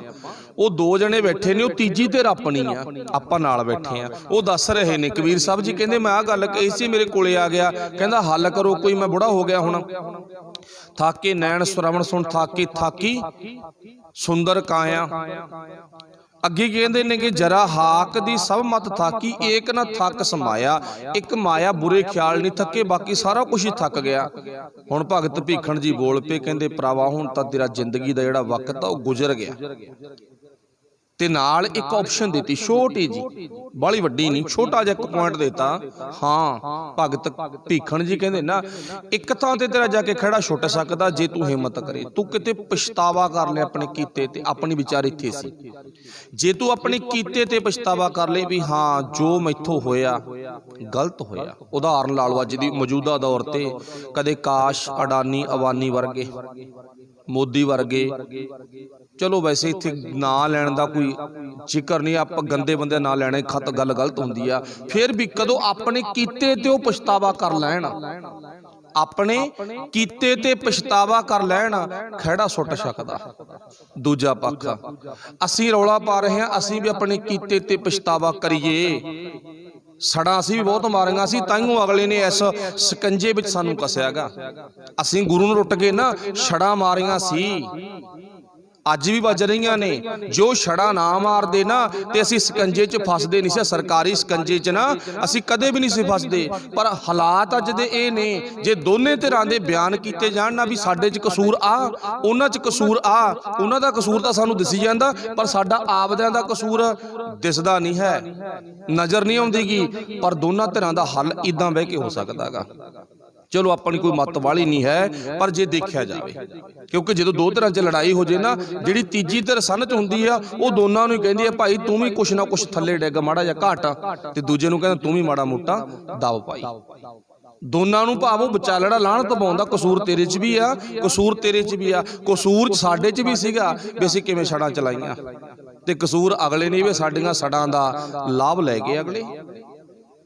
ਅੱਜ ਵੀ ਸਾਡੇ ਅੰਦਰ ਲਾਲਚ ਹੈ, ਅੱਜ ਵੀ ਸਾਡੇ ਅੰਦਰ ਲੋਭ ਹੈ, ਅੱਜ ਵੀ ਸਾਡੇ ਅੰਦਰ ਬਹੁਤ ਕੁਝ ਚੱਲ ਰਿਹਾ ਹੈਗਾ। ਜੇ ਅੱਜ ਇਦਾਂ ਦੇ ਹਾਲਾਤ ਬਣ ਜਾਣ ਨਾ ਭਾਈ, ਆਹ ਫਲਾਨੀ ਸਰਕਾਰ ਵੱਲੋਂ ਆਹ ਲਾਲਚ ਦਿੱਤਾ ਜਾ ਰਿਹਾ ਤੇ ਵੋਟ ਉਹਨੂੰ ਪਾਉਣੀ ਆ, ਗਰੰਟੀ ਆ ਜੇ ਅਸੀਂ ਉਹਨੂੰ ਨਾ ਜਿਤਾਈਏ ਵੀ ਜਿਤਾਵਾਂਗੇ, ਪੱਕਾ ਜਿਤਾਵਾਂਗੇ। ਗੁਰੂ ਦੀ ਗੱਲ ਨਹੀਂ ਸੁਣ ਕੇ ਮੰਨਣੀਗੀ, ਪਰ ਸਾਡੇ ਧਿਆਨ 'ਚ ਉਹ ਲਾਲਚ ਆ ਜੂ। ਕੋਈ ਗੱਲ ਨਹੀਂ, ਕਹਿੰਦੇ ਸਾਡੇ ਤਾਂ ਕਰਜ਼ੇ ਮਾਫ ਕਰਤੇ, ਚੱਲ ਆਉੜੋ ਇੱਧਰ ਨੂੰ, ਕਰਜ਼ੇ ਚੜਾਓ ਹੀ ਨਾ, ਜੇ ਚੜਾਈਏ ਨਾ ਫਿਰ ਨਹੀਂ ਵਧੀਆ। ਵਿਆਹ ਸਸਤੇ ਕਰ ਲਓ ਤਾਂ ਕੀ ਹੁੰਦਾ, ਘੱਟ ਕਰ ਲਓ, ਵਰਗ ਦੇ ਭੋਗਾਂ ਤੇ ਘੱਟ ਖਰਚੇ ਕਰ ਲਓ। ਸਾਨੂੰ ਕਿਸੇ ਨੇ ਸੋਕੇ ਥੋੜੀ ਦਿੱਤਾ ਵੀ ਤੁਸੀਂ ਇਹਨਾਂ ਨਾਲ ਖਰਚ ਕਰਨਾਗਾ। ਹਾਂ ਜੇ ਆਪਣੇ ਕੋਲ ਕੁਛ ਹੈ ਤਾਂ ਕਰ ਲਓ ਜੀ, ਸਦਕੇ ਕਰੋ, ਕੋਈ ਚੱਕਰ ਨਹੀਂ। ਪਰ ਬਾਬੇ ਨਾਨਕ ਤੋਂ ਮਤ ਲੈ ਲਈਏ, ਹੈ ਨਾ, ਲਿਮਟਾਂ ਚੱਕ ਕੇ ਸਰਕਾਰੀ ਕੋਠੀਆਂ ਬਣਦੀਆਂ ਨਾ ਬਣਾਓ ਤਾਂ ਕੀ ਹੁੰਦਾਗਾ। ਸਾਨੂੰ ਕਿਹੜਾ ਗੁਰੂ ਸਾਹਿਬ ਕਹਿੰਦੇ ਨੇ ਜਾਂ ਸਾਡਾ ਪਰਿਵਾਰ ਕਹਿੰਦਾ ਹੈਗਾ ਵੀ ਅੱਡੀਆਂ ਚੱਕ ਕੇ ਫਾ ਲੈ, ਲਿਮਟ ਲੈ ਲਾ, ਕਰੋੜ 2 ਕਰੋੜ ਦੀ ਕੋਠੀ ਪਾ ਲਾ, ਤੇ ਨਾਲੇ ਉਹ 2-4 ਸਾਲਾਂ ਤੱਕ ਪੁਰਾਣੀ, ਤੇ ਪਾਉਂਦੇ ਪਾਉਂਦੀ ਪੁਰਾਣੀ ਹੋ ਜਾਂਦੀ ਆ, ਹਜੇ ਤਾਕੀਆਂ ਲੱਗੀਆਂ ਨਹੀਂ ਹੁੰਦੀ, ਸੀਮੈਂਟ ਪਹਿਲਾਂ ਝੜਨ ਲੱਗ ਜਾਂਦਾਗਾ। ਸੋਚੋ ਵੀ ਆਪਾਂ ਉਸ ਵਿਸ਼ੇ ਤੇ ਪਹੁੰਚੇ ਆ ਤਾਂ ਅਗਲੇ ਨੇ ਸਾਨੂੰ ਸਕੰਜੇ 'ਚ ਕੱਸਿਆ। ਚਲੋ ਕਹਿਣ ਤੋਂ ਭਾਵ ਹੁਣ ਭਗਤ ਭੀਖਣ ਜੀ ਕਹਿੰਦੇ ਨਾ ਇੱਕ ਹੱਲ ਆ, ਜਿਹੜੀ ਗੱਲ ਇੱਥੇ ਆਪਾਂ ਕਰ ਰਹੇ ਇੱਕੋ ਹੀ ਹੱਲ ਆ। ਉਹ ਹੱਲ ਕਿਹੜਾ ਗਾ? ਹੱਲ ਇਹ ਆ, ਥੋੜਾ ਜਿਹਾ ਤੈਨੂੰ ਨਾ ਪਛਤਾਉਣਾ ਪਊਗਾ। ਹੁਣ ਬੰਦੇ ਦੀ ਕਮਜ਼ੋਰੀ ਕੀ ਹੈ? ਕਹਿੰਦਾ ਪਛਤਾਉਂਦਾ ਨਹੀਂ ਮੈਂ। ਹਾਂ ਬਿਲਕੁਲ, ਮੇਰੇ ਦਿਮਾਗ 'ਚ ਤਾਂ ਗੱਲ ਹੀ ਨਹੀਂ ਆ ਸਕਦੀ ਮੈਂ ਪਛਤਾਵਾਂ। ਆਪਣੀ ਆਮ ਹੀ ਕਹਾਵਤਾਂ ਨਾ ਕਈ ਵਾਰ ਕੀ ਕਹਿੰਦੇ ਨੇ ਆਪਾਂ, ਕੁਛ ਨਹੀਂ ਹੁੰਦਾ ਕੀਤੇ ਤੇ ਬਾਹਲਾ ਪਛਤਾਈ ਨਹੀਂ ਹੁੰਦਾ, ਜਿਹੜਾ ਕੁਛ ਹੋਈ ਜਾਂਦਾ ਚੰਗਾ ਹੀ ਆ। ਐਂ ਕਿਵੇਂ ਚੰਗਾ ਭਾਈ? ਨਹੀਂ, ਥੋੜਾ ਬਹੁਤਾ ਤਾਂ ਆਪਾਂ ਨੂੰ ਪਛਤਾਉਣਾ ਪਊਗਾ। ਚਲੋ ਸਿਆਣਾ ਬੰਦਾ ਬੈਠਾ ਸੀ, ਉਹ ਕਹਿੰਦਾ ਚਲੋ ਮੈਂ ਪਛਤਾਵਾ ਕਰ ਲੂੰਗਾ। ਦੱਸ ਦੋ ਕਿਹੜਾ ਪਛਤਾਵਾ ਕਰਾਂ? ਪਛਤਾਵਾ ਇੱਕੋ ਹੀ ਕਰਨਾ, ਤੇਰੀ ਅੱਖ ਦੇ ਵਿੱਚੋਂ ਅੱਜ ਉਹ ਹੰਝੂ ਆ ਜੇ, ਸਾਡੀ ਅੱਖ ਚੋਂ ਉਹ ਹੰਝੂ ਆ ਜੇ। ਕਿਹੜਾ ਹੰਝੂ? ਸਾਡੀ ਉਮਰ ਦੇ ਤਕੀਏ ਮੁਤਾਬਕ 30 ਸਾਲ ਨੇ ਆ, 30 ਸਾਲ ਪਹਿਲਾਂ ਜਿਹੜਾ ਆਇਆ ਸੀ। ਜੇ ਅਸੀਂ 50 ਸਾਲ ਦੇ ਆ, ਹੋਸ਼ 50 ਸਾਲ 'ਚ ਜਾ ਕੇ ਆਈਏ ਨਾ, ਉਹ ਹੰਝੂ ਆ ਜੇ ਜਿਹੜਾ 50 ਸਾਲ ਪਹਿਲਾਂ ਆਇਆ ਸੀ। ਜੇ ਅਸੀਂ 60 ਸਾਲ ਦੇ ਆ ਨਾ, ਉਹ ਹੰਝੂ ਲਿਆ ਅੱਜ ਜਿਹੜਾ 60 ਸਾਲ ਪਹਿਲਾਂ ਆਇਆ ਸੀ। ਫਿਰ ਆਪਾਂ ਉਂਗਲ ਹੁਣ ਕਰਾਂਗੇ ਕਿਹਦੇ ਕੰਨੀ? ਗੁਰੂ ਅਮਰਦਾਸ ਮਹਾਰਾਜ ਕੰਨੀ। ਉਹਨਾਂ ਨੇ ਪਛਤਾਵਾ ਕਰ ਲਿਆ ਸੀ, ਉਹਨਾਂ ਨੇ ਪਛਤਾਵਾ ਕਰ ਲਿਆ ਸੀ। ਉਹਨਾਂ ਨੇ ਕਿਹੜਾ ਪਛਤਾਵਾ ਕੀਤਾ ਸੀ? ਹਰਿਦੁਆਰੋਂ ਹੀ ਧੱਕੇ ਖਾਦੇ, ਵੈਸ਼ਨੂ ਮੰਦਿਰੋਂ ਹੀ ਧੱਕੇ ਖਾਦੇ, ਜਵਾਲਾਮੁਖੀ ਹੀ ਧੱਕੇ ਖਾਦੇ, ਪਛਤਾਵਾ ਕਰ ਲਿਆ। ਅਸੀਂ ਅੰਮ੍ਰਿਤ ਵੀ ਛਕ ਲਿਆ, ਕਹਿੰਦਾ ਕੁਛ ਨਹੀਂ ਹੁੰਦਾ, ਮੜੀਆਂ ਮਸਾਣਾ ਤਾਂ ਜਾਣਾ ਹੀ ਜਾਣਾ, ਕੁਛ ਨਹੀਂ ਹੁੰਦਾ। ਅਸੀਂ ਨਹੀਂ ਪਛਤਾਵੇ ਵੀ ਹੁਣ ਤੱਕ ਮੜੀਆਂ ਤੂੰ ਹੀ ਧੱਕੇ, ਅਸੀਂ ਨਹੀਂ ਪਛਤਾਏਗੇ। ਫਿਰ ਕਹਿੰਦੇ ਹੋ ਜਾ ਫਿਰ ਭਾਈ ਤੇਰੀ ਮਰਜ਼ੀ ਆ। ਫਿਰ ਕਕਾਰ ਪਾਉਣ ਦੇ ਨਾਲ ਜ਼ਿੰਦਗੀ ਨਹੀਂ ਬਦਲੇਗੀ। ਕਕਾਰਾਂ ਦੀ ਮਹੱਤਤਾ ਅੰਦਰ ਵਸਾਉਣ ਦੇ ਨਾਲ ਜ਼ਿੰਦਗੀ ਬਦਲੂਗੀ। ਚਲੋ ਸਿਆਣਾ ਸੀ ਉੱਥੇ, ਮੰਨ ਲਓ ਵੀ ਗੁਰੂ ਅਮਰਦਾਸ ਮਹਾਰਾਜ ਜੀ ਬੈਠੇ ਨੇ, ਉਹਨਾਂ ਨੇ ਕੀਤੇ ਤੇ ਪਛਤਾਵਾ ਕਰ ਲਿਆ। ਕੀਤੇ ਤੇ ਪਛਤਾਵਾ ਕੀਤਾ ਤੇ ਹੋਇਆ ਕੀ? ਹੁਣ ਇਹ ਅੰਦਾਜ਼ਾ ਲਾਓ, ਕੀਤੇ ਤੇ ਪਛਤਾਵਾ ਕੀਤਾ, ਮੇਰੇ 60 ਸਾਲ ਉਹੀ ਬਤੀਤ ਹੋ ਗਏ। ਪਛਤਾਵਾ ਕਿਸ ਗੱਲ ਦਾ? ਹੰਝੂ ਕਿਵੇਂ ਆਇਆ? ਅੱਖ ਚੋਂ ਬਰਾਗਮਈ ਹੰਝੂ ਵੀ ਆ ਜਿਹੜਾ ਬਚਪਨ ਵਿੱਚ ਆਇਆ ਸੀਗਾ परमात्मा नूं टुटण करके। अपने आप नूं पछतावे विच लेके गए, अख विचों हंझू आया, अपनी नूंह दा धन्नवाद कीता ते नूंह दे जाके पैरीं पै गए। ये अत कथनी नहीं है, ये गुरु बनण तो पहलां दी गल आ। अपनी नूंह दे जाके पैरीं पै गए। अज कोई सहुरा जां सस मां नूंह दे पैरीं पै सकदी आ? आही काम करना औखा। ते भगत जी कहते आ पछतावा करके ना तैनूं जिथों मत मिलू उस अवस्था दे विच जाके तू उन्हां अगे झुक जा, ते फल झुके होयां नूं मिलदे आ, सिद्धे खड़ियां नूं फल कदे नहीं मिलदेगे। फिर तेरा जिंदगी दा पक्ष दोबारा, भाव जिहनूं आपां कह लईए ना, दोबारा तेरे जीवन विच रीसैट हो जाऊगा, सब कुछ डिलीट हो जाऊगा। फिर तू जिन्ने क तेरे साल बाकी बचदे ने उन्हां दे विच रहिंदा होया अपनी जिंदगी नूं थकावट तो दूर कर सकदा है। गुरमुख बुढ़े कदे नहीं जिन्ना अंतर सुरत ज्ञान। फिर जो ज्ञान दे विच तू प्रवेश हो गया, ज्ञान च प्रवेश होणागा। आपां गुरद्वारे च प्रवेश होण नाल शायद हल ना होवे, मंदिर च प्रवेश होण दे नाल शायद हल, आपां इत्थे लफ्ज़ नाल शायद वरत्या, शायद ना होवे। आउणा जरूरी है नहीं भी हुण हट जाना आपां, शायद हल ना होवे, पर ज्ञान च प्रवेश होणागा। जदों आपां अपने आप नूं, अपनी सुरत नूं ज्ञान च प्रवेश कर लिया ना, फिर भगत जी कहंदे तू दोबारा अपनी जिंदगी विच उसे ही ताड़े ते आ सकदा। ताड़ा मीनज मतलब उसे ही अवस्था विच पहुंच सकदागा जिहड़ी अवस्था माता दे उदर विच सी, जिहड़ी अवस्था भोली भाली अवस्था ना बचपन विच सी। हुण बचपन तो बाद अवस्था बिगड़ी गई सी। जवानी, जवानी च तां तकरीबन हर कोई बिगड़ जांदा, मैं भी तुसीं सारे बिगड़े हुए सी। आपां अपने आप नूं चैक करो, कोई भी अजिहा नहीं होना जिहड़ा ना बिगड़िया होवे। किसी ने आजाद गलत काम कीते ने, किसी ने गुप्त कीते ने, काले कागज सारिਆਂ ਦੇ नोट कीते पए ने साडियां हिरदे दीयां डायरियां ते, सब नूं पता हैगा। चलो उन्हां कीते दा पछतावा कीता जावे, फिर तू भगत जी कहंदे अपनी जिंदगी दा खैड़ा छुड़वा सकदागा। फिर अगे की लिखिया गा, जिहड़ी गल मेन सी आपां पहिलां विचार करके बागे, फिर दोबारा उत्थी गल पहुंच गई। बावरे तैं ज्ञान विचार ना पाया, बावरे तैं ज्ञान विचार ना पाया। इत्थे किसी भी दुनियावी काम की गल नहीं कीती गई, इत्थे गल कीती है ज्ञान ते विचार नहीं पाया, बिरथा जन्म गवाया रहाओ। अगे कहंदे ने तब लग प्राणी तिसै सरेबो, जब लग घट मैं सासा। तब लग प्राणी किसै सरेबो, जब लग घट मैं सासा। जिन्ना टाइम तेरे शरीर विच साह ने उन्ना टाइम ही तू कुछ कर सकदा है, उदों बाद कुछ नहीं करेगा। जे घट जाए तां भौ ना जासी, हर के चरण नवासा।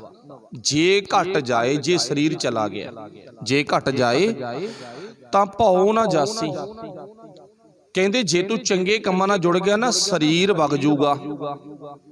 भाव मीनज प्यार, ਜਿਹੜਾ शरीर विच रहिंदियां होइयां वाहिगुरू परमेश्वर नाल प्यार बनिया ना, वो प्यार तेरा उवें ही रहूगा। हुण आपां गल किहदी कीती है? कबीर साहब दी ते भगत भीखण जी दी। नाल गुरु अमरदास साहब जी भी आ गए सन इसे भाव मतलब कि ग्रुप दे विच। ते हुण जदों इन्हां दे जीवन वाल तकांगे ते आपां नूं पता लगदा भी शरीर तां बागे, पर उन्हां दा प्यार साडे दिल विच उन्ना ही आ। घट जाए, शरीर चला गया, पर प्यार वो नहीं हैगा। फिर अगे लिखेगा, जे घट जाए तो भौ ना जासी, हर के चरण नवासा। इसे नूं कहा जांदा रब दे चरनां विच निवास। हुण आ गल नोट कर लो, किसे ते यकीन ना करियो भी कोई ग्रंथी, कोई प्रचारक बाबा, कोई रागी ढाडी बाबा साडे शरीर दे संबंधी स्पैशल अरदास करके साडा गुरु चरणा च निवास दे दो। वो कह तां सकदा, ओहदी मजबूरी है, क्योंकि रीत आ ना, वो रीत मुताबक कहूगा जरूर। एक बार नहीं सेवा च भी कह के आऊगा, आके भी फिर कहूगा, प्रकाश करन वेले भी कहूगा, भोग पाउण वेले कहूगा, घट्टो घट्ट 5-7 वारी कहूगा। पर चेता रखियो, वो भावें एक बारी भी ना कहे, 5-7 ही 7 वारी कहने की बजाय ना एक बारी भी ना कहे, पर चरना च निवास जे तू जिंदगी विच रब नाल प्यार कीता ना, मुहब्बत कीती आ, तां चरना च निवास होवेगा, नहीं चरना च निवास कदे भी नहीं होवेगा। चेता रखियो। इत्थे लिखिया कि पंक्ति पढ़ लो, नोट कर लो, गुरबाणी दे विच 793 नंबर अंक ते लिखिया गा, सतगुरु पातशाह जी कहंदे जे घट जाए तां भौ न जासी, हर के चरण नवासा। शरीर बाग्या, तेरा प्यार रब्बी चरना दा भौरा बन के रह गया, संसार विच तेरी मुहब्बत, तेरे नाल प्यार लोक उन्ना ही करदे ने। अज भी कर सिस्टम चलदा ना, जिन्हां ने देश कौम दे लई कुछ कीता। अगे गुरुदेव पातशाह जिक्र करते हैं, कहते जिस को शब्द वसावै अंतर, चूकै तिसै प्यासा। जिन्हां ने शब्द नूं अंदर वसा लिया, वो अंदरों भाई अपनी ते मुका लेंदे ने, प्यास उन्हां दी मुक जांदी है। हुक्मै बुझै चौपड़ खेलै, मन जन ढाले पासा। हुक्म नूं बुझ के चौपड़ दी बाजी खेल, ते ये खेड कदे भी खेडणों ना हटिया कर, ना दिन नूं ना रात नूं। किहड़ी खेड है? हर हर परमात्मा दा नाम जपना। फिर पातशाह जी कहते जो जन जान भजे अवगत, कहो तिन को कछु ना नासा। वो भाई रब दे प्यारे दुनिया विचों कदे नास नहीं हुंदे गे। कहो कबीर ते जन कबू ना हारे, कहते वो बंदा कदे जिंदगी च हारदा भी नहीं है। अगे लिखिया गा ढाल जो जानै पासा, जिन्हें अपने आप नूं गुरु अनुसार ढाल लिया। ढाल जो पासा, जिहड़ा अपने आप नूं गुरमति अनुकाल ढाल लवे, वो कदे भी नहीं हारदा गा। आरंभता की सी? थाके नैन श्रवण सुन थाके, थाकी सुंदर काया। नैन भी थक गए, कन्न भी थक गए, पूरे का पूरा शरीर थक गया, मतलब ढल गया, हंब गया, पिछे रह गया। ते फिर अगे की लिखिया गा, कहंदे ओ बंदा थकदा नहीं भाई जिहड़ा उस वाहिगुरु परमेश्वर परमात्मा नाल जुड़ जाए। जिउंदे जी जुड़ना, जो रब दे नाल जिउंदे जी जुड़ जांदे ने, उन्हां दा मरण तो बाद भी गुरु चरनां च निवास ही रहिंदा है, वो कदे दूर नहीं जांदेगे। सो सबना दा धन्नवाद। इत्थों तक अज दी विचार सी। होईयां भुल्लां दी खिमा। वाहिगुरू जी का खालसा, वाहिगुरू जी की फतेह। राम कली महला तीजा, आनंद एको ओंकार।